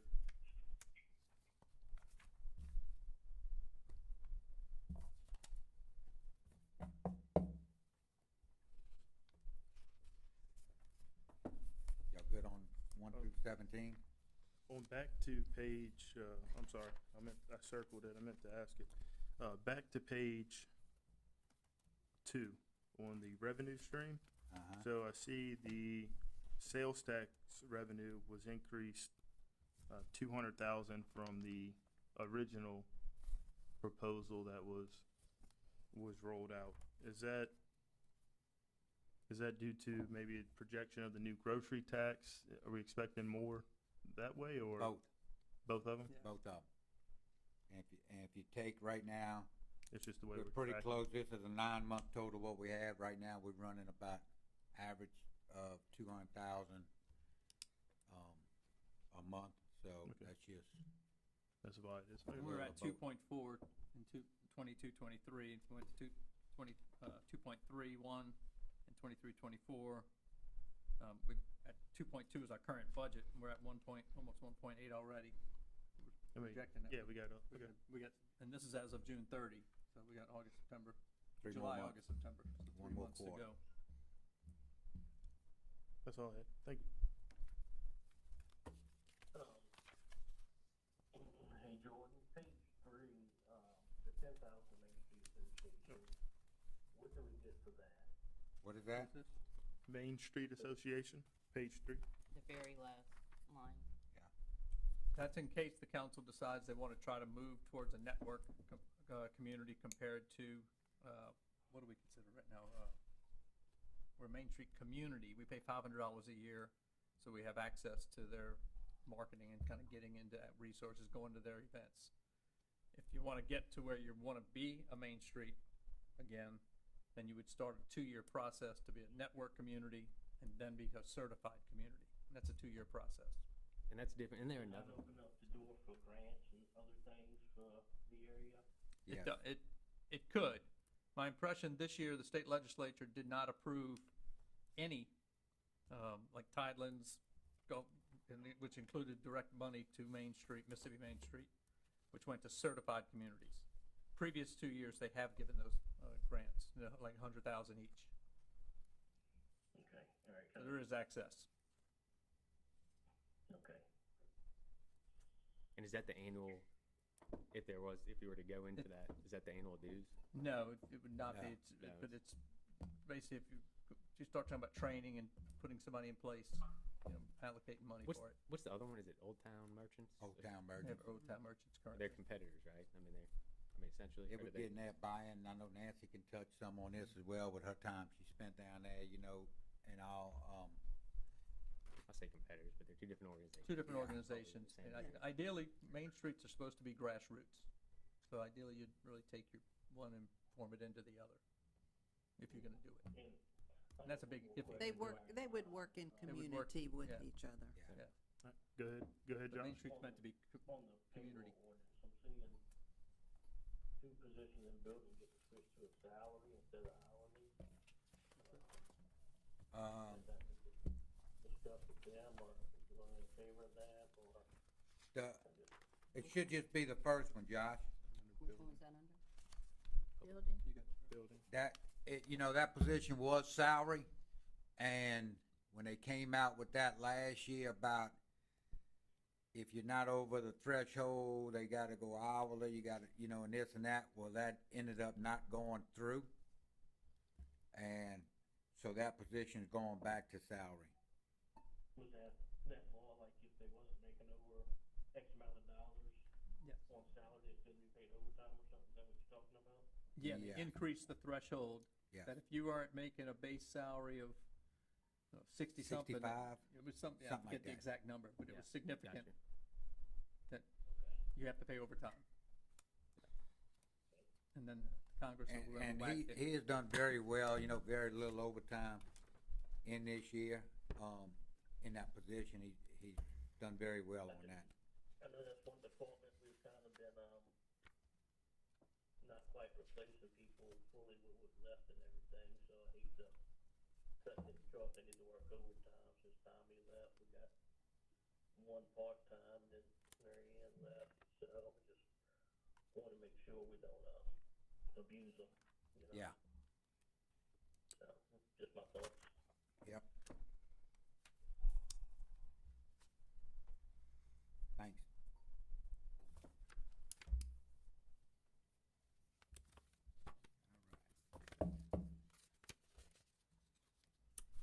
Any other comments on general?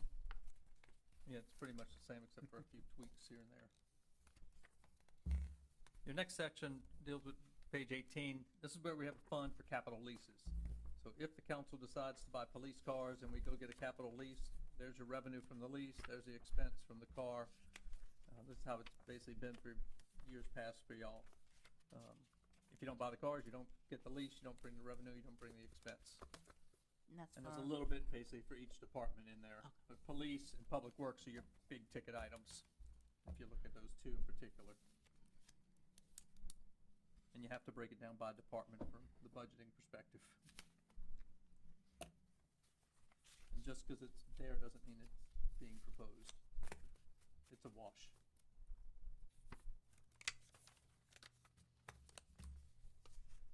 No utility works. And that carries through page Alright. 24. I said, I know utility works is in need, and I know at one time, They're on it in their own. So this is public, it'll be public This is works just because that's utility. general fund. But the Okay. utilities does have, I think about 300,000 for, up to 300. And some of lease theirs purchase is split with, for capital. Public Works. Some of the costs on some of the equipment, they'll split it, so. If you look at page 25, that's where you get into the municipal reserve fund. So one thing we had through our audit a couple of years ago, and I don't know if some of y'all might remember this, that at one point we were actually writing checks for projects out of that fund, and you can't do that. So that got stopped, so we have now we have capital projects fund compared to that. So you should only see money going in through contributions and interest, basically 175 coming from the general fund. We have a beginning balance, which gives you total revenue basically of $700,000. Then it breaks down by department, obviously, how the report prints, it's just wasted paper, we killed a bunch of trees. Page 30 has money transferring out. So you basically got money going in this account and money going out of this account. And you can see it's going to the modernization use tax, 100,000, it's going to capital projects, 135. These are all tied to those projects that we went over in the beginning. So where's it going to fund that project for that local match? And we're projecting having an ending cash balance of about 329 at the end of the year. Does that make sense? It does now. It does now. Seeing blank paper. We're trying to, Sissy and I are trying to get to the municipal reserve, modernization use tax, road and bridge. So really the only transactions that we should be seeing in those funds is the money coming in and the transfer going out to whatever project it's gonna fund. But the actual activity of the funding of the project and stuff is not inside those funds. So some of it we gotta continue because we've already started the project. Municipal Reserve Special, That's a which is dead just account. 3 pages. That was the account that was set up for the police department. That, they had to put, I think, 2 million or something in before I got here. And that police department's obviously built, so there's no activity in that account. Page 34 has your emergency fund set up. We have $1,012,000 in it. Ideally, we want to see that kind of grow to have basically a 3-month plus reserve, just in case there's an emergency. And this is where the casino, anything over that 2.2 million will go in directly into this fund. Page 36 is the library tax. So there's about 162,000. It's been kind of a consistent number that has been given to the library that comes from the city. And that's dedicated. And the to next it. page says support, we're funding it out. So money went in, money goes out. How do we determine the amount that goes to the library? It's through our millage, and we adjust our millage rate to come up with the amount that we agreed to give them. It's basically in that 162 plus thousand It's been there range. for probably 6 years, I think, somewhere in that neighborhood, 7 years. At one time, I think we was giving them 360,000, I think. In the first year, we reduced that down, and the next year, we reduced that down again. Last year, there was discussion amongst the council, and I think there was a committee, I kind of might call it a committee meeting, or a group that got together, county, Waveland, maybe Diamond Head, Bay St. Louis, and the library, to have a discussion about a sole funding source at the county level. Possibly dedicating a millage or whatever, but not having 4 entities funding one. So we pay, that's kind of going back, we pay county taxes, we pay city taxes, and if you look at the different cities, we all pay different amounts. So the concept there was to make it better for the library, that they could easily have one place to go for their source of funds, which would be the county level. That would mean the city would probably have to reduce our millage a little bit to get rid of that 162,000 of tax, because the county would probably have to increase their tax to offset that. Is that still ongoing? That's still in discussion. It hasn't not been moved forward. Nothing's moved on I think it they yet. had maybe 1 meeting or something, but Yeah, a couple. ideally, in my opinion, as I said last year, I think that would be an ideal way, because you got Diamond Head paying one rate, Bay St. Louis pays another, Waveland pays a different one. And then John at the library has to go out begging. This year, and I think one of the reasons for that is we probably have the highest mill value of incorporated areas in the county. Mhm. So we contribute the most on both sides, just about, I believe, county side and city side. Yep. So, So basically, just for this budget, it's just kind of holding that constant. yes. But page 38 gets into the fire quarter mill. Basically, it's a fourth of a mill. that's This is a dedicated millage strictly for the fire department. We talked a little while ago about having dedicated millage strictly to our first responders or whomever we want to do to help, make sure that funding is always there for these, whether it's longevity pay or whatever, but this is just a quarter mill. It's always been dedicated to them. So that's a transfer in from the general fund where we collect our taxes, and then that's your revenue side. And then page 39, you can see just some random expense categories, whether it's supplies or contractual services. A lot of training gets paid through there, some of their vehicle stuff, a little capital expense, uniform, that kind of stuff. Now, if they needed to, I think that'd be something to consider, especially, you had mentioned the purchase of a fire truck maybe in the next year or so, and different things. Right now, we're pushing a lot of the numbers around to make it work. You know, But we're getting a lot of lease payments and a lot of other notes out there that we need to really look at probably, and yeah, see how far we want to extend ourselves with lease payments on everything. yeah, and you know, you spoke on fire truck. It's something we do this budget coming up with. Not in need of one as of this moment, but they 2 years out. Ladder truck may be close to 3 years out. So it's something we need to start planning for now to get it going and get our order in for that. And I think the next one we probably gonna need is a pumper truck. I think that's correct. And they're running probably around 800,000, 750, 800,000. Ladder trucks almost 1.5 million. So that's significantly higher than what we've paid for them, like everything else in the past. I think the pumper truck was probably in the neighborhood of 500,000, maybe, if I remember right, and the ladder truck might have been in that $8 or $900,000 range. But we're looking at 1.4, 1.5 probably for the ladder truck. And the thing is, we can put our order in, and if the cost goes up in that 2 years, we'll be obligated for that cost increase as well if we want that truck. It's not a locked-in price, but it's just locking in place to get it. So something we want to look at in, this coming budget, not this budget, but this year, because we wouldn't get it, but if that's something we, down the line, we want to place a dedicated mill, quarter mill, whatever it is to it to pay the note each year, something that can be looked at, whatever. Okay, thank you. So, Page 41 gets into your fire insurance rebate.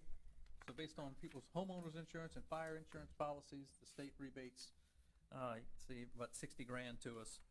So that gets in a special fund. It's restricted for fire department use. So you kind of see that going in. There's a debt payment of $63,000 that transfers out of that account to go pay a note.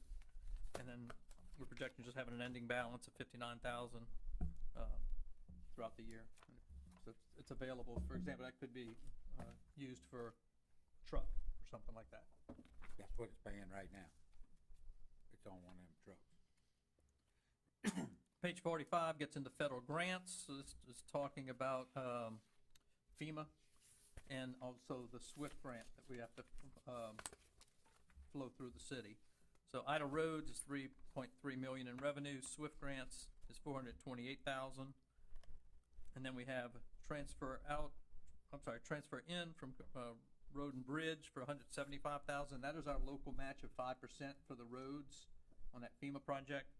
So again, we're basically using Road and Bridge to take care of that local match on the FEMA side.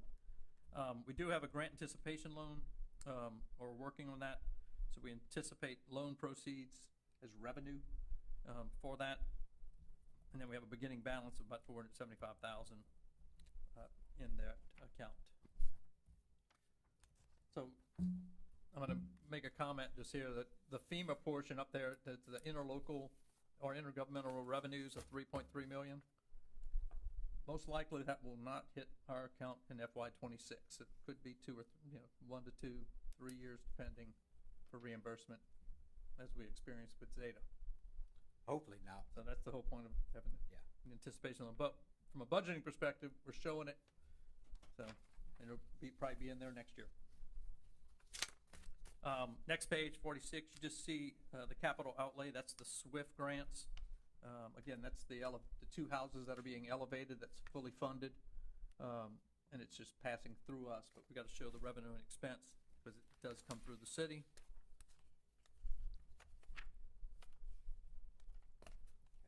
And that I'm on page 49 because there's no activity on those other ones. This is the capital outlay of $3.5 million for Ida Roads. On the next page, we're showing the transfer out for us repaying the loan, the grant anticipation loan for 3.3 million. And then having an ending cash balance. So I know when you, from that one in particular, it kind of almost feels like you're double counting, but you are. But we've got to show each transaction as it comes in. You might go to explain it better as an accounting, but Strange. you know, from an accounting perspective, you've got to show the source of revenues from the loan, you got to show the source of revenues from FEMA. Page 51 is a CapEx grant. So I think a year or two ago, the state legislature awarded, I think Brent Anderson did some work for us and got us a check for about $250,000. So that is restricted for capital projects, road, bridge, drainage, sewer, water, infrastructure, basically. I asked if we can use it on a pickleball court, and I was told directly, nope. I tried, but you put it in parks, and they wouldn't let me. So that is sitting out there as a kind of an unrestricted. It's restricted for those purposes, but there's no project that has been defined. So that's something we really need to get through and figure out how that's going to be spent. It sits in its own separate account, and we have just a generic under Public Works capital expense for it. On page 54, you get into the modernization use tax. So what is modernization use tax? That is the sales tax you pay on your internet sales. So when you buy something from Amazon, that makes its way back to us as a sales tax diversion from the state. That is restricted as well, can be used for public infrastructure. That was the intent, was to do roads, water, sewer, drainage, things like that. We estimate about 700,000 of that. If you remember right, they kind of phased that in over a 4 or 5 year period. 4 year period. 25% each year. They increased it. And the estimate, when they started this, that after the 4 years was up, when we got 100%, we would be around $250,000. So keep buying on the internet, stay out of I Waveland. think every city that I've talked to, it's higher than they projected, than it Shop was base originally St. Louis. estimated, which has been nice. So does it pick up like where you're at? Like how do they verify like where the, like Maybe what the city? delivery address, I don't know. Oh. Yeah, but I don't think it's like a delivery from Waveland or anything like that, you know, or a pass. I think it's, I don't know exactly how it's set up. But, you know, we've seen it when COVID came, you know, a lot of people stayed home shopping and everything. And again, I think it's like everything else, it's something that they just continue to do. I know. So on this one, this is again one of those funds, we're trying to get to a point of which the money comes in from the tax and the money goes out, transferred out to whatever project we're gonna do. We had been running the NCRS main drain project through this fund, so in order to track the capitalization of those assets, we gotta kind of keep it where it's started. So you do see 1.7 million from grant revenue for NCRS. That's the main drains. You see some interest income, and then you see us start transferring in from municipal reserve for 100,000. That is for downtown striping, basically. Then you have transfer in for modernization, utility modernization of 34. That was what was left over in that special fund that we had. And then we had obviously a beginning balance. So we've got like 2.9 million total running through there in FY26. The next page, under capital outlay is obviously the downtown striping, and then the NCRS main drain project, 2.2 million under Public Works. Page 57 deals with the transfers. Kind of what I was telling you about, transfer out. So some of this money, 225,000, was earmarked when they did the bond. So this is 225 going to a bond payment. In 2016, they did a bond. So there's 96 going to that payment, and there's transfer out going to account 305, which is capital projects, which is 250,000. That was the street paving that we discussed earlier. That would come out of this fund. Then we have a transfer out for 402 utility, 80,000. So we're moving 80,000 from this account into the utility capital projects fund. And that is the match for Ramanita Sewer project. Quick question about the 2020 and 2016 bond. How long are they for? When do they fall off? Remember that off the top of your head? 20 years, I think. 20 years? When you get into page 58, you have to set up funds to make the debt payments, so debt service. So you've got revenue coming in, this is the debt service revenues. Looking at that general fund, 407,000 is coming from general fund. You've got the fire rebate of 63,000 that we hit earlier, 70,000 from road and bridge. And then we had a beginning cash balance of 168 that every month we kind of put money in this account. And the next page, it shows you all the lease purchases, all the trucks, equipment, various fire, well, there was a fire truck there, it's paid off. There's still two of them. I was just looking at line one. But you can kind of itemize down each little thing that gets paid for a total debt service of 710 on page 60.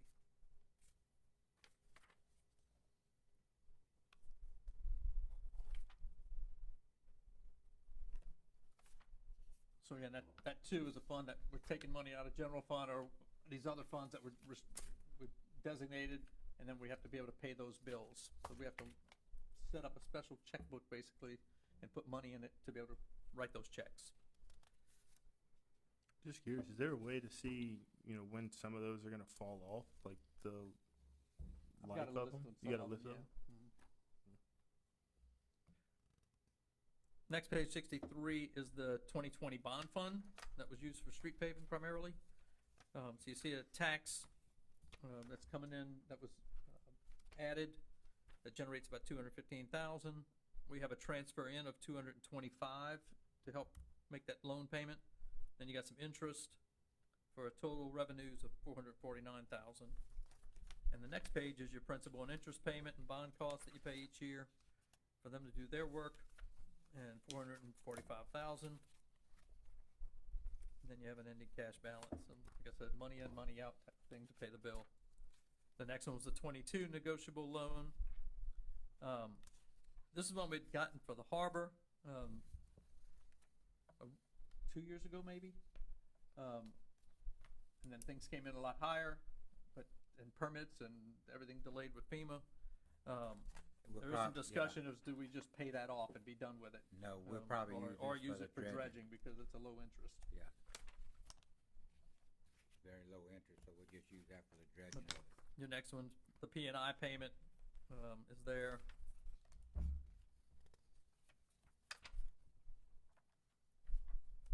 And then we get into page 69 is setting up the grant anticipation loans, because we've got to show the debt payment of us being able to take that money in and then make the principal payment out for those two. Again, probably won't happen in this fiscal year, but for some reason it does, we'll have it in there and be able to write the check. Page 71 is that 2016 debt service. Again, there was some millage allocated to it. There's a transfer in for modernization use tax, which we hit on, for total revenue of 259,000. And then we have the debt service, principal, interest, bank fees, etc. Money in, money out. 73 is DOJ funds. That's Department of Justice. Restricted for police. We're budgeting about 25,000 of new money. We got some interest, and there's a beginning balance of 132. So it should give us about 158,000 in that fund, and then you see capital expense for 158.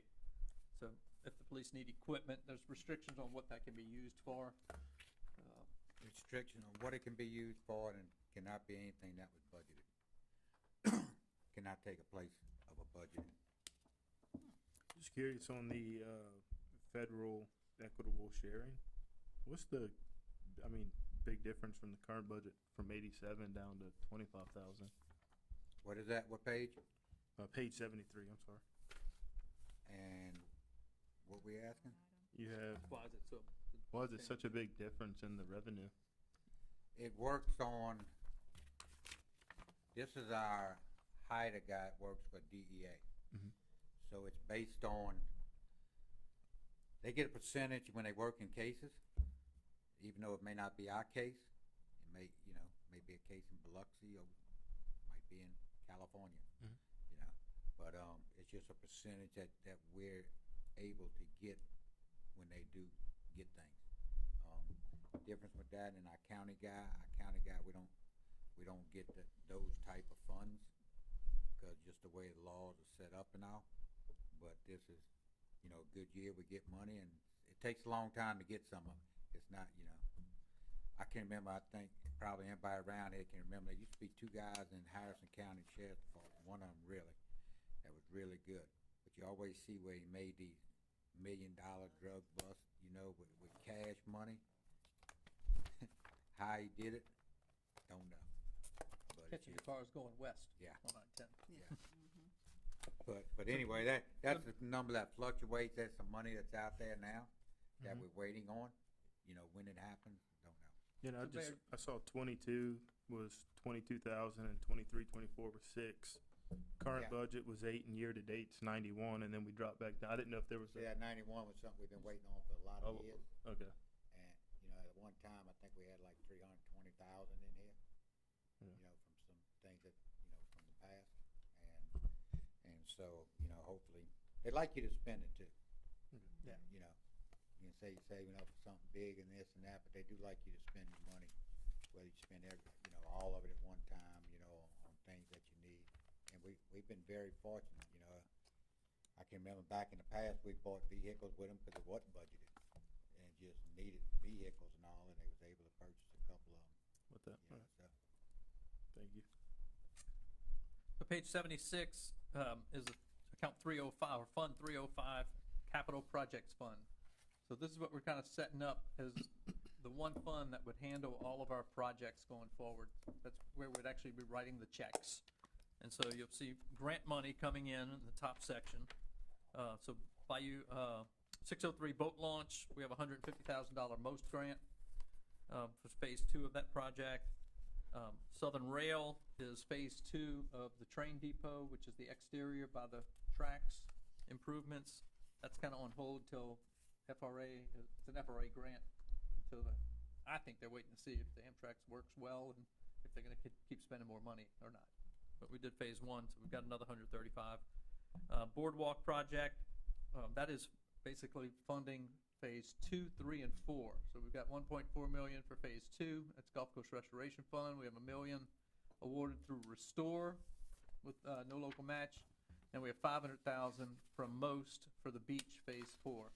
So we've got it showing it all. It might not all happen in FY26, but it's showing the revenue and the expense for the whole all 4 And phases. Mike, and you're listing what the estimated amount is, not necessarily what our local match, right? So No, that's this is, right, so this that's is the outlined on grant this page. amount. Right, This is just revenue clarify. from grants. Yeah, yeah, And so Some when you go- has a match, some doesn't. right, Yeah. right. So go to that next section where it says transfers in. Transfer in from municipal reserve, 135,000. It's a 50-50 match for that FRA for 135,000 up above. So this is where you kind of get into your local match money. And then we have transfer in for 250 from modernization use tax and road and bridge, and that's the street paving, $500,000. So that puts it at 4 million in revenues. And then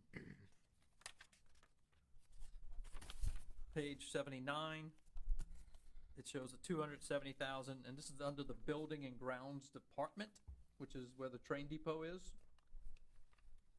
And so you see depot improvements 270.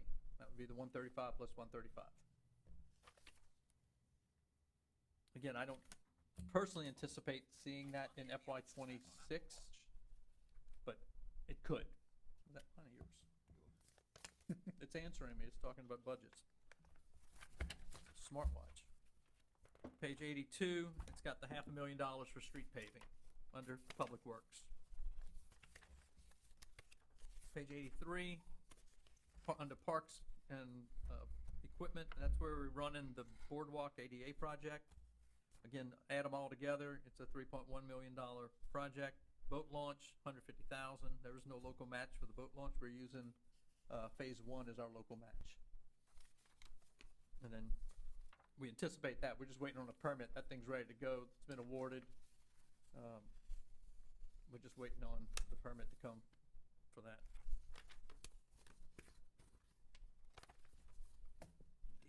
Page 84, 85 is the 2020 Go Bond. There's no activity in that fund for this year. Page 88 is the harbor negotiable note we had gotten for $1.8 million in 2022, and that's got a balance of right under $1 million still sitting in it. And that's what we referenced earlier when we were talking about the debt service part. There is, under page 91, you see us transferring that out to negotiable note to basically just to pay it off, but that may be something that we tweak with y'all. I think our price came in, we just got awarded the extra money for the dredging. It's like $685,000 Something like that. for that total expense. We have 9 something in here. I think the loan is, payoff on the loan is around 7 something. So we have extra funds in there that will, once it's all settled out, that can revert back to the capital maintenance project, wherever we need to put it in the harbor. So that may be something that you see us tweak in these next couple of weeks, but as we go through this, before we finalize the budget, which y'all have to approve, that may just be tweaked. Instead of having it under transfers, you may see it under capital expense or something like that.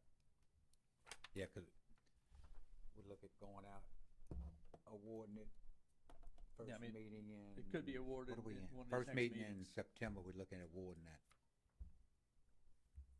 Page 92, I know we're all having fun, 7:30. Road and Bridge, again, you see the money coming in, so the city gets a portion for road and bridge funds. This is restricted to things like road and bridge. 231,000. And then if you come down, you see under intergovernmental, you see pro rata county at 231,000. So our County Board of Supervisors has historically basically just passed that through and moved those funds from the county level to the city level, and allowed the council to determine how to spend that money locally. By law, they have They to don't give have you to. they have to give you 50%. And we've been able throughout time with the relationship get the whole 100% from the county. So that's a good thing. Also under And interlocal. they do ask each year. for Yeah, I do give report them of a on what we spreadsheet of spend what the we're, money on. how we're allocating those dollars. In the middle there in interlocal revenues, you do see GRPC 603 turning lanes for 550,000 in grant money. Again, that was a project that already started under this fund, so we just got to keep it there until we're done with it. But that would be where the grant comes in. You got some interest income, and then we've got a transfer in from municipal reserve for 137,000, which is our local match for that project. And then we have a beginning balance of 193 to start for total revenues. Under the next page, whereas you see capital outlay, the budget is 687,000 for 603 turning lanes for that project. And we've got 70,000 leaving road and bridge for debt service, which we'd covered earlier.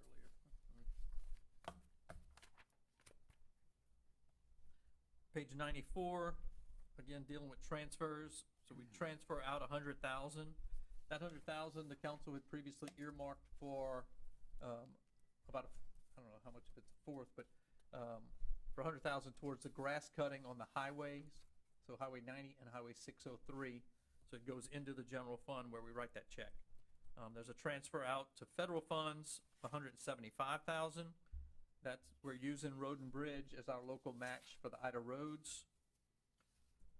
We transfer out to 305 for 250,000. That is the half of the street paving coming out of Road and Bridge. And that covers the Road and Bridge and all your projects. Any questions on the past 99 pages? It was 94, to be exact. Is that making sense? do y'all like, I mean, the way we're kind of trying to move where the funds are really just gonna be pass-throughs? That way they're restricted, we know what they are, and then they have one spot really where we're running all the projects. And Harbor it has its own capital projects because it's a enterprise fund, and utilities as well, because it's an enterprise fund. But we can transfer money from like modernization use tax to that, fund. Okay? 95 utility fund. You wanna speak on these? I'll take a break. Yeah, take a break. I got the short page. Yeah. So one of the things we will have an increase in our cost, you know, as everything goes up and all, we'll go up with this as well. So what, you know, we gotta, if you look up on the line items for revenue and all, we got two lines, sewer and wastewater, which, you know, essentially the same. So we're trying to make those to where you'll see a reduction in one and an increase in the other. And the wastewater is what we pay out to the Hancock County Utility Authority. It's just a in and an out. So instead of using some of the sewer money to offset what we don't collect, we're trying to make it to where wastewater is gonna match up actually with our costs. So we'll have to increase that some, but we'll also be able to reduce some of the sewers on that line.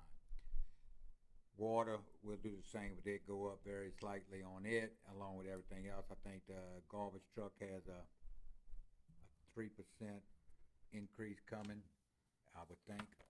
So we got that budgeted as well on that. And if you go down, there's $400,000 on beginning cash balance, and what that is, that's money from this year here. We're gonna take and put it into the capital reserve for a utility department. Does that coast, do they have a CPI cap, or is it like up to 3% on that, waste? Yes, but I don't know if it's 3 or 5. I think it's a max of. It's Yeah, a max. probably not It one might be a to max of exceed. 5, but it's gotta follow whatever the It's federal. gotta follow, Yeah, you know. okay, so it may CPI not is. be, okay, Yeah. may not be 5, No, there's a max. yeah, I yeah. just don't remember which one it is.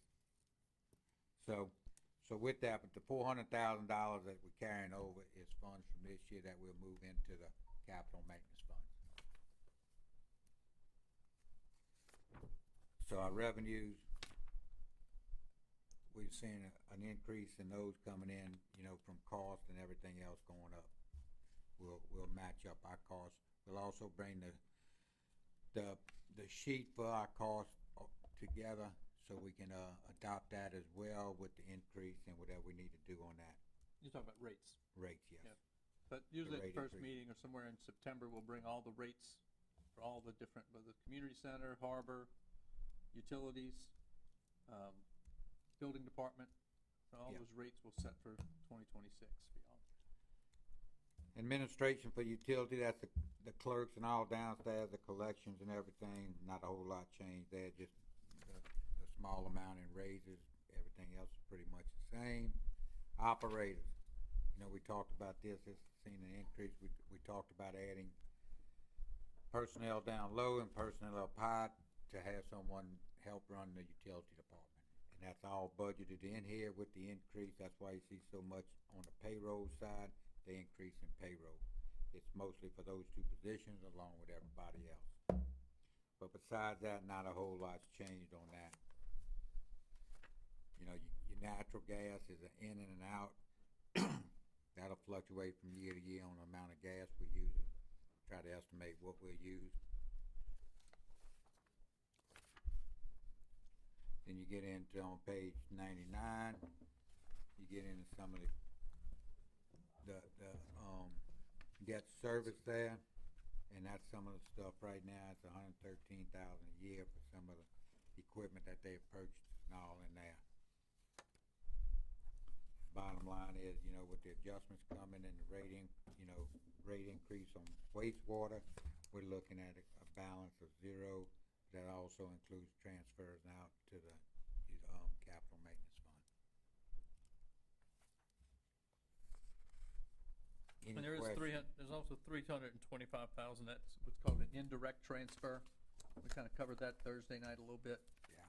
That's money that's going back from utilities into the general fund, to reimburse the general fund for some expenses. And that, yes, you know, a lot of I know like a lot of public works in there, purchasing and all that's work orders, a lot of that is done for the utilities upstairs. A lot of time spent on utilities as well. So that's just to cover some of those costs instead of breaking each person out. You'll see our public works director now, he's split between the two positions, but besides that, that other will cover that expense for everyone. Utility meters deposit, that's just sitting there, no So basically, action y'all have, on that. Been it's a moved. liability to us. We owe that money, it's deposits That's to our restricted. customers. You'll see There's real sometimes, money in there for y'all. you know, when we paying our bills and everything, you'll see checks made out for a few dollars here and a few dollars there, and that's what it is sometimes. Want me to take this one? Yeah, you want this one? So 103 is setting up, again, that capital projects fund. It's been established for years, it's nothing new, but it's again using that utility capital and maintenance fund, Fund 402, for these projects. Again, we've got Ramanita running through there. It's 320,000 of grant money. And then we come down, you see 80,000 transfer from Fund 180 into this fund, which we covered earlier. And then you see the new money going in for 300,000 to increase that. You always want to be putting money into that because you never know what's going to happen in utilities, and usually it's big ticket items. You see a loan proceeds for DOH of 2.4 million. We have a forgivable loan through the Department of Health for our new water well. So that's the proceeds, but it's forgivable. So once it's over, we don't owe any money on it. So we're getting a new water well. yeah. That's going by MOK Park, I think, in that area. Is that right? Over across from seniors, yeah, By the senior right in that center, area. somewhere in that area. And then obviously we have a beginning balance with some cash in it. On page 104, you get into the expense side of it. Again, you got some generic maintenance expenses, about 125,000 that we put there, just in case, in addition to regular operations, they can tap into that if they have to. Our capital expense is just kind of miscellaneous of 300,000, just so it's budgeted in case we need to spend that. Water well project, like I was talking about, is 2.4 million. Ramanita is 400,000. That gives us a capital outlay of 3.1 million for that fund. And then we anticipate having about 680,000 left over, kind of ending balance. On page 106, we had done that with the modernization use tax. We have to separate that, the general fund dollars from the utility dollars. So we had set up a separate fund for that. We're gonna close this account, so you see us transferring in. We have a beginning balance of 34,000 that's in there, and then we're just simply transferring that out and putting it in Fund 180. That way, 180 is where all the transfers will happen, and it'll go into capital, the utilities capital maintenance fund when we need it. And that'll be a couple less pages to this budget by doing that. Page 109 is ARPA. So ARPA is our COVID grant money. We anticipate receiving just over $3 million of new grant money in fiscal year FY26. That is through the MCWI. That is the state's portion of their COVID money that they used and matched our money. We applied for that, and they gave us a dollar for dollar match. And then we have a beginning balance right now of 1.9 million because we received 3.4 million or something like that directly to the city. 3.4 and the county And it's been sitting there, and now we're spending it. helped us with like 700. We had 4.1 700. or something like that total, and was able to double that up for about 8.2 million for this project. So, but we still anticipate getting another 3 million new money through grants. The next page has the expenses, the capital outlay, utilities capital expense, and sewer phase 2 for about $5 million of capital outlay left to go You had a on that question, project. Josh? I'm sorry? Yeah, on the modernization use, 258, what was that transfer for, being used for? I missed that. You talking about the 34,000? One 167 or something? Oh, no, sure, never mind, okay. You got it? You was explaining the transfer from, So, uh, Is it page 106? general fund So- to utility. so on page 106, we have a beginning balance of 34,000 in that account 408, modernization, water, sewer. Yes, okay. And on page, we had a beginning balance. On page 108, there's just a transfer out to fund 180 for 34,000. So we're zeroing out that fund Okay. and putting it in the general fund of modernization use tax. And anything Fund that 180. that comes out of there, that's, the money is there. It's for numerous things, but it still has to be approved by council to spend it. Okay, all right. Because the modernization use, that's that internet sales tax, I just, Correct. yeah, like most of that remains in general fund uses that way. Because Ward 6 gets no benefit from utilities. That's Correct. That's the reason it was pretty much done. So, but if you remember a couple of years ago, that's when the auditor said we were spending money out of the general fund modernization use tax, that 180, on utilities. And we're supposed to spend that out of the utility. We gotta separate the two. We have to spend it out of the 400 accounts. I know it's confusing. Okay. And so, but again, our goal is to get to where we're simply transferring money out of those restricted funds into the project funds that y'all wanna fund. Okay, thank you.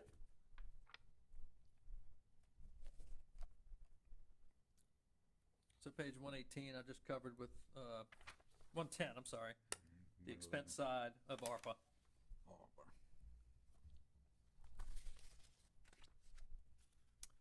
Page 111 is the 450. Now we're getting into the operations of the harbor. You wanna talk about operations? Yeah, pretty much not a lot changed. Normal little pay raises there for them. We also increased the slip rates and all, some of that down there. I think it was 3% to increase a little revenue there and all that. Also with that, we do have some funds looking at maybe to go back in there from that loan that's sitting out there. When that's all said and done, would bring up the capital. But again, it's not a lot of changes from year to year. You have your everyday expenses, personnel and everything, and then just supplies, contractual services. As you can see, hopefully, we brought legal fees down. Hopefully that's not needed at all, but we did bring it down significantly. As you see in the past, some of that was brought in with these expenses, with the suit we was in. Also, some of those expenses, if you go back probably another year or so, you're looking at some of the, yeah. And from other things, I think it was Zeta or Ida, we had some damage to our harbor from boats left in, and we was able to go after those boat owners as well for that. Also, we increased building materials. If you look up there under supplies, building materials, and added $20,000 from $2,000 in that area to start replacing some of it.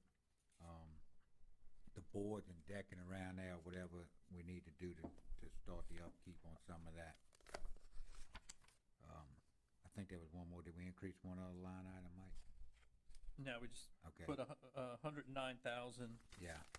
in transfer on page 114 that we're Yeah. transferring out of operations to that capital 100, projects yeah. fund. 109 For harbor. going there, which available for whatever we need in emergencies, or if something happens on a day-to-day basis where we need large sum of money that's not budgeted, it can come from that as well, so.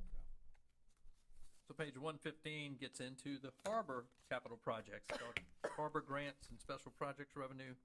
There was 51,000 in that fund, and what you're gonna see is us basically transferring that out to fund 452. So again, there was kind of grants and special projects, and we're kind of getting rid of that fund to strictly use the Fund 452, which is the Harbor Capital and Maintenance Fund, to be consistent with utilities, and that's where we'd run grants and projects. So there was 51,000 in there, we're transferring out and putting it in the capital fund. 452. Page 118 is that, again, capital projects, harbor, capital, and maintenance. We have hurricane, The money from the attorney fees go to. we What's in- that, 25,000 Yeah, where did the 100 go to, which lines? to probably the, we capital. increased that building, to 20,000. That was, I think your recommendation was to put more money into, the boards and that kind of stuff. And then we put a larger portion into, Capital maintenance. capital, the transfer to capital maintenance project fund.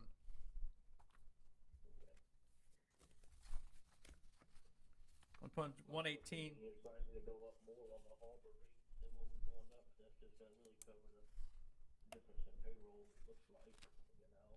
I think all harbor's unique, you can walk up, go to everything downtown, nobody else has it on the coast, and I think that adds a lot of value, to really look at the rates, compare them, and we don't always have to be the cheapest on everything. Don't have to be the highest, but we've gotta make sure we getting fair money for the value we offer, and they St. Louis is a hot ticket, everybody's coming here, so we shouldn't be selling ourselves short, I don't believe. What did y'all say? Y'all went up was it 3%? I think it's 3% For this year starting? for No, slip fees and something all, like and, that. well, again, the rates will come to y'all in September to, yeah. And we Yeah, can we'll get into adjust, that. you know, Right we now, need to this adjust budget- utility rates and all that. from budget perspective, we looked at a 3% increase. Yeah. But when it comes to rates, Well, going up on the fee Y'all like have to- that, we're not hurting a lady on the fixed income at home, then people have disposable money, they have no boats and everything to harbor, so I think that, I think we need to go up somewhere, that'd be one spot to go to make sure we cover for the long haul with the harbor. Cause we can't insure some of the things, we gotta depend on FEMA if something happens, so. The piers and stuff aren't insured if I'm correct, is that correct, resale? repeat that? The piers and all that stuff can't be insured, correct? No, we don't have a loan on, insurance on the pier, on the marina. So, just my thoughts. Yeah. So page 118, again, is getting into the harbor projects. You see the hurricane reimbursements, at $4,085,000. That is that south wall and the dredging. So that's the, revenue coming in for that. We also have that Tidelands grant, 457, that's dedicated to help us with the settlement, issue on that other project we kind of were talking about earlier. And then you see transfers in, from Fund 345 for 256,000. From the harbor operations, 109,000, which was in the one we were just talking about. 51,000 coming from that Fund 451, which we just hit. And then loan proceeds, we have a grant anticipation loan for the FEMA project, so we're showing that revenue of 3.4 million. And then obviously we have a beginning cash balance. So total revenues with the cash balance is 9.1 million. And on the next page, 19, you see the capital expenses. And again, the 1.2 is basically our settlement project, which is the, funded with the settlement of 700,000 plus our 557 Tidelands money. Hopefully we can get some additional funds in that and try to get it more to 2 million money. Dredging the harbor, 700,000, and harbor, Zeta repairs is the 3.6, that's the south side of the harbor. And on the next page, you see us where we have to transfer money out to pay off the grant anticipation loan whenever that happens. Again, I do not anticipate FEMA paying us in FY '26, but we gotta show it both ways, so it'll probably carry forward into the following year. Page 121, again, is dealing with unearned income. So when we take a deposit, and hold money for the community halls, it goes into this fund, because we haven't earned it yet. And once someone has had their event, then we transfer money out of this deposit account or the unearned revenue account and put it into our general fund as earned income. So money just kind of sits there. Again, it's a deposit. If somebody cancels an event, we generally reimburse them for a major portion of it. So you really don't have any activity there. unemployment fund. So that's basically your budget in a nutshell over the last couple of hours. Does anybody have any major concerns? Oh, fine tuning. One thing I know it was asked last, whatever it was, Thursday night or whatever, on the school board, it looks like the increase they're getting will cover the cost of that they're asking for. So we shouldn't see any type of, ad valorem increase on the school as well.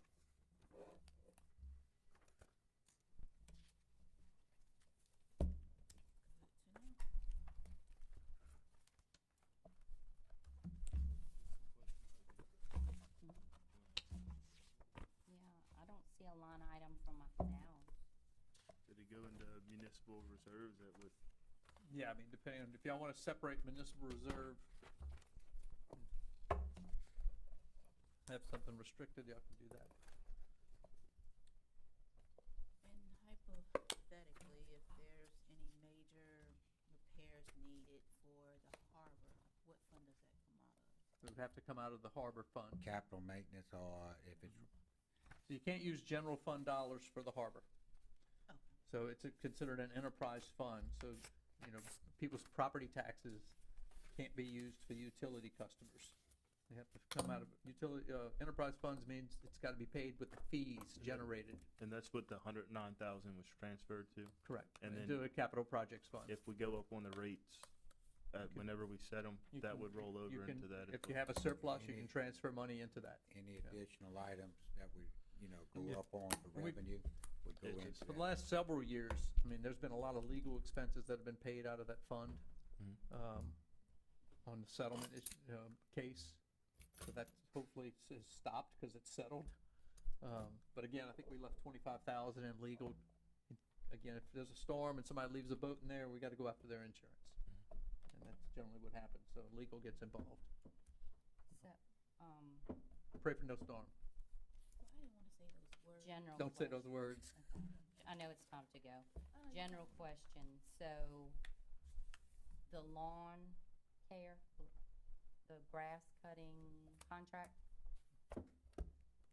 we kept it for the same for this year coming, as far as budget-wise? It's got a allocation of it? CPI increase to it from a rate perspective. Can we increase that wards 5 and 6 get more cuts? They get the same amount of cuts as everybody else. No, we need Yes, more. they do. Well, the whole city needs more. I mean, you know, can't- so what, I You know, mean, so I mean, if you're gonna increase for the whole city. And the whole city, right now, is getting cut like once a month. I can send out the schedule to the council and Our city-owned property, the parks and city hall and things like that, they get double the cuts. I mean, not for the whole year, but during our rainy, like, pretty much, then if the whole city, we might need to look at increasing that. So, Or July, August, September. or You know, something. like June, July, August, Yeah. September, and maybe, to the mid of October till the rains stop. it's about $40-something thousand a cut, $50,000 a cut. So if you want 5 extra cuts. Overall or per Per cut. cut, ward. like I think the ward is citywide? close to $50,000 per cut, I've got that in a spreadsheet I can send. you. 40-something. Grass I have isn't that breakdown, high. I can send it to you. Grass isn't that high, actually.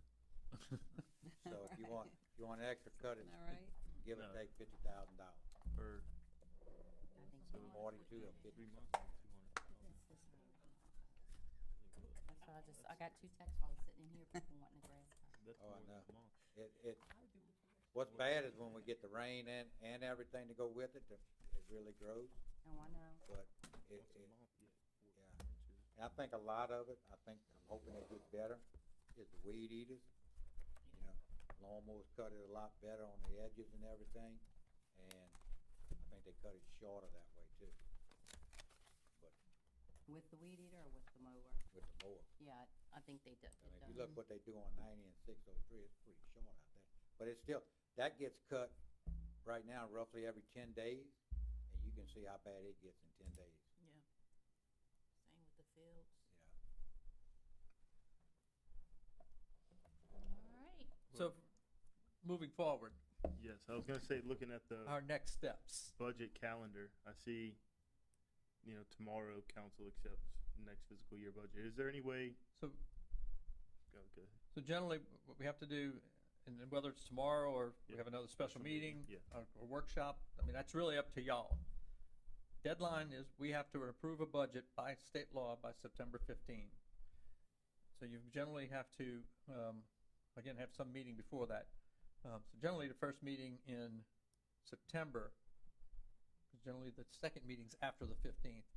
We try to, pass a motion to approve the budget. At that time, we'd basically approve payroll for the next year, approve rates for the different utilities, harbor, that kind of stuff. So that way, that's all getting worked in and can be ready to go for October 1. We have to have a public hearing, which basically just opens it up and we advertise that, hey, we're having a public hearing for the budget. If anybody wants to come, they can. This has been an open meeting. Anybody could have been here as well. But legally, we have to do these steps. Mhm. So it's really up to y'all. And again, during this process, y'all can still tweak and make changes. So we're pretty, I think, from what I'm hearing, we're getting closer and closer. Yeah, I think we're But pretty, if there's like we talked about that, the harbor dredging, depending on how that's funded, we can still go ahead and go, tweak that out a little bit. And it won't drastically change anything. But the question No, is, the as we money's get there already tomorrow, there, is, do you want me to start where I gotta advertise a public hearing? Again, if we wanna have another meeting or something, we can, but we just have to go through it. We have to advertise 2 weeks in a row, then wait basically so many days before we can have that public hearing. We gotta personally, give public notice. I mean, I know this was very thorough, and I appreciate you and the mayor for going through it as in depth as y'all did. But personally, just myself, I'd like to dig into it a little bit, Okay. look through it, see if I have any questions, reach out. Point in seconds. Morning. Well, I know we have the meeting tomorrow, so going to be looking at the agenda Mhm. for the meeting tomorrow. As far as a special meeting, I mean, I think if we do a week from now, I don't know if we need another budget workshop. If we should do another budget workshop and then a special meeting after that, I think if I look through it and if we can make those tweaks, but it's hard to do that because not being in a setting, but I don't know that I'm gonna find anything that Mhm. I'm gonna recommend a tweak to or not Yeah, again, that's what I would, again, you still have that liberty to change. to make adjustments, Yeah, until okay? it's And ask adopted. questions. Until I it's mean, until it's adopted, it's not formal. It's not done. But we just have to, we have to take, twice we have to go, and then we advertise Thursday and Thursday. Mm-hmm. So it's just just those dates we have to put in for projecting out, 3 and 4 weeks in advance. So if we did a So, I mean, y'all can say, hey, go ahead and advertise, and we still wanna look at this and have a little discussion still, and you still have that capacity. if we did a special meeting, I don't know, say in a week, could at that meeting, could we just combine and say, okay, we're gonna have another budget workshop, and then if there's any need for any changes, if not, then we can accept it, start the advertisement before You can- adopting it? Yeah, Kinda you do a can recess- combination? You can recess tomorrow night's meetings if you want, You and can set up a budget followed by a meeting to adopt it if needed. So you can basically Or to recess advertise. tomorrow to whatever date you so choose. Mhm. And at that recessed meeting, you can vote. A workshop, you can't vote on anything. So at that recessed meeting, you can start it with budget, budget discussion. Mhm. And then have a motion after it, to say motion to approve budget and motion to advertise. And then I've gotta go look at the calendar and figure out dates to go, Dates, okay, make well, sure when's our public hearing? It may be our public hearing is the first meeting in September. Ultimately, I mean, And then we might have to have a special meeting before the 15th to approve the to budget. approve it, okay. Any other, any comments on how it wants to be handled? Josh, I know you. I think that's probably most comfortable for y'all. I mean, that's Yeah. what I'm hearing, Yeah. is that, I'd prefer not to have something tomorrow, saying motion to advertise for a public hearing. Sounds like we want to do something else. So it sounds like I've heard at least three of y'all, if not more, vocalize that. I know it's a lot, okay, and we were working on it till the last minute, especially the projects of trying to fund where's the money coming from? I guess, so we still have our meeting. You have a meeting tomorrow night. Have our meeting tomorrow night and then a special meeting. I would what I would Yeah, do is, so I would recess I would to remove whatever that date agenda you item. choose. Yeah, to whatever date you choose to meet again Why next week. Why don't you and I talk tomorrow? I can look at the calendar Perfect. for, if we advertise, because I can't get it in this Thursday, that paper's already done. Okay, Yeah. so I gotta go the next Thursday and the next Thursday. What was the 19th? It seemed like there was something we had talked about. Like I said, they've been working on it for a week, and we're trying to stuff it up in 3 hours, it's just not Yeah. gonna happen. Yeah. Really. But No, this is one fully of the, understand. Numbers, you know, it's, this has been one of the hardest ones to get in my years. It just, yes, nothing fit in, you know, like every time we thought we had it, it was something else. And even with 3 and 4 sets of eyes on it, we're steadily finding things, you know, and here and there and all. But it's really been, this was a tough one. I really can't put fingers on it why, you know, but. like I said, we steadily pushing numbers around, a little bit of increase of revenue, but a lot of increase in expenses, and we're just pushing numbers around in different places. We're not raising, we're not doing the things, so we gotta really look at it and make sure we're within our means and sustainability, like I said, on everything, the payroll and all that, because we're getting close to where another year, so we got to increase taxes or cut budgets. We can't keep pending the same cycle, I don't think, and I think that's why it's probably so tough to do it right now. So, that's just my opinion. Plus you got 5 sets of new eyes. And if it's it comes, never- if it also comes down to where, like on pay raises, you know, if something throughout the years, if you know, that you can't afford it, then that's something we need to look at. You know, in the years to come, if it's gotta sit still for a year You can't hear you, Ms. or Understand, 1% yeah, or it's- 2%, anything like that, that's always a weight, you have to, you know, just weigh it out and see what you can afford now. So, Jordan, ideally, if we met, if we did like a recess meeting to the 11th, which would be 1 week, When is that? next Monday, Monday? that would allow me, I can give Jeff a heads up at the Seacoast Echo, so that Say- Tuesday morning, can have him like save a spot for me for an advertisement to be in Thursday's paper. You know, so if that's something y'all wanna consider, that gives y'all everybody a week Yeah, okay. to look at Look at it. and ask questions, I mean, that kind of stuff. And look, don't wait to ask it, you know, Yeah, so you see say, something, Again, give this us a chance new to budget look does at not it. have a tax increase, I mean, that's usually what a lot of people ask, yeah, you know, so so that's, with the open voting bill. meetings, with the Open Meetings Act, so say I see a change that between now and that meeting, can I just shoot it to you? And Yeah. I mean, but then I mean, how you do we shoot- get the well, what rest we of- do is when we get back together, that would be a the discussion. first thing, just say, that said, just kind hey, of keep this it was brought tally. up to our attention with, just Keep like it we tally. started here, yep. Okay, You know, Josh had made a comment about increasing the repairs to the harbor. yeah, okay. So we went to 20,000 because, you know, it was discussed and then we made that adjustment, made y'all aware, hey, we took, That's what it is. dropped legal fees, but we put 20,000 here and did, you know. Yeah. So, yeah, but you and I can talk about that. That sounds good to me. All right, any other discussion? I'm gonna call for a motion to adjourn the budget workshop of August 4th, 2025. Motion. Motion by Councilwoman Holmes, do I have a second? Second by Councilwoman Davis. Vote the motion, any discussion? Vote the motion. Aye. Aye. Aye, motion carries. Well, they got Jocelyn with 5-0.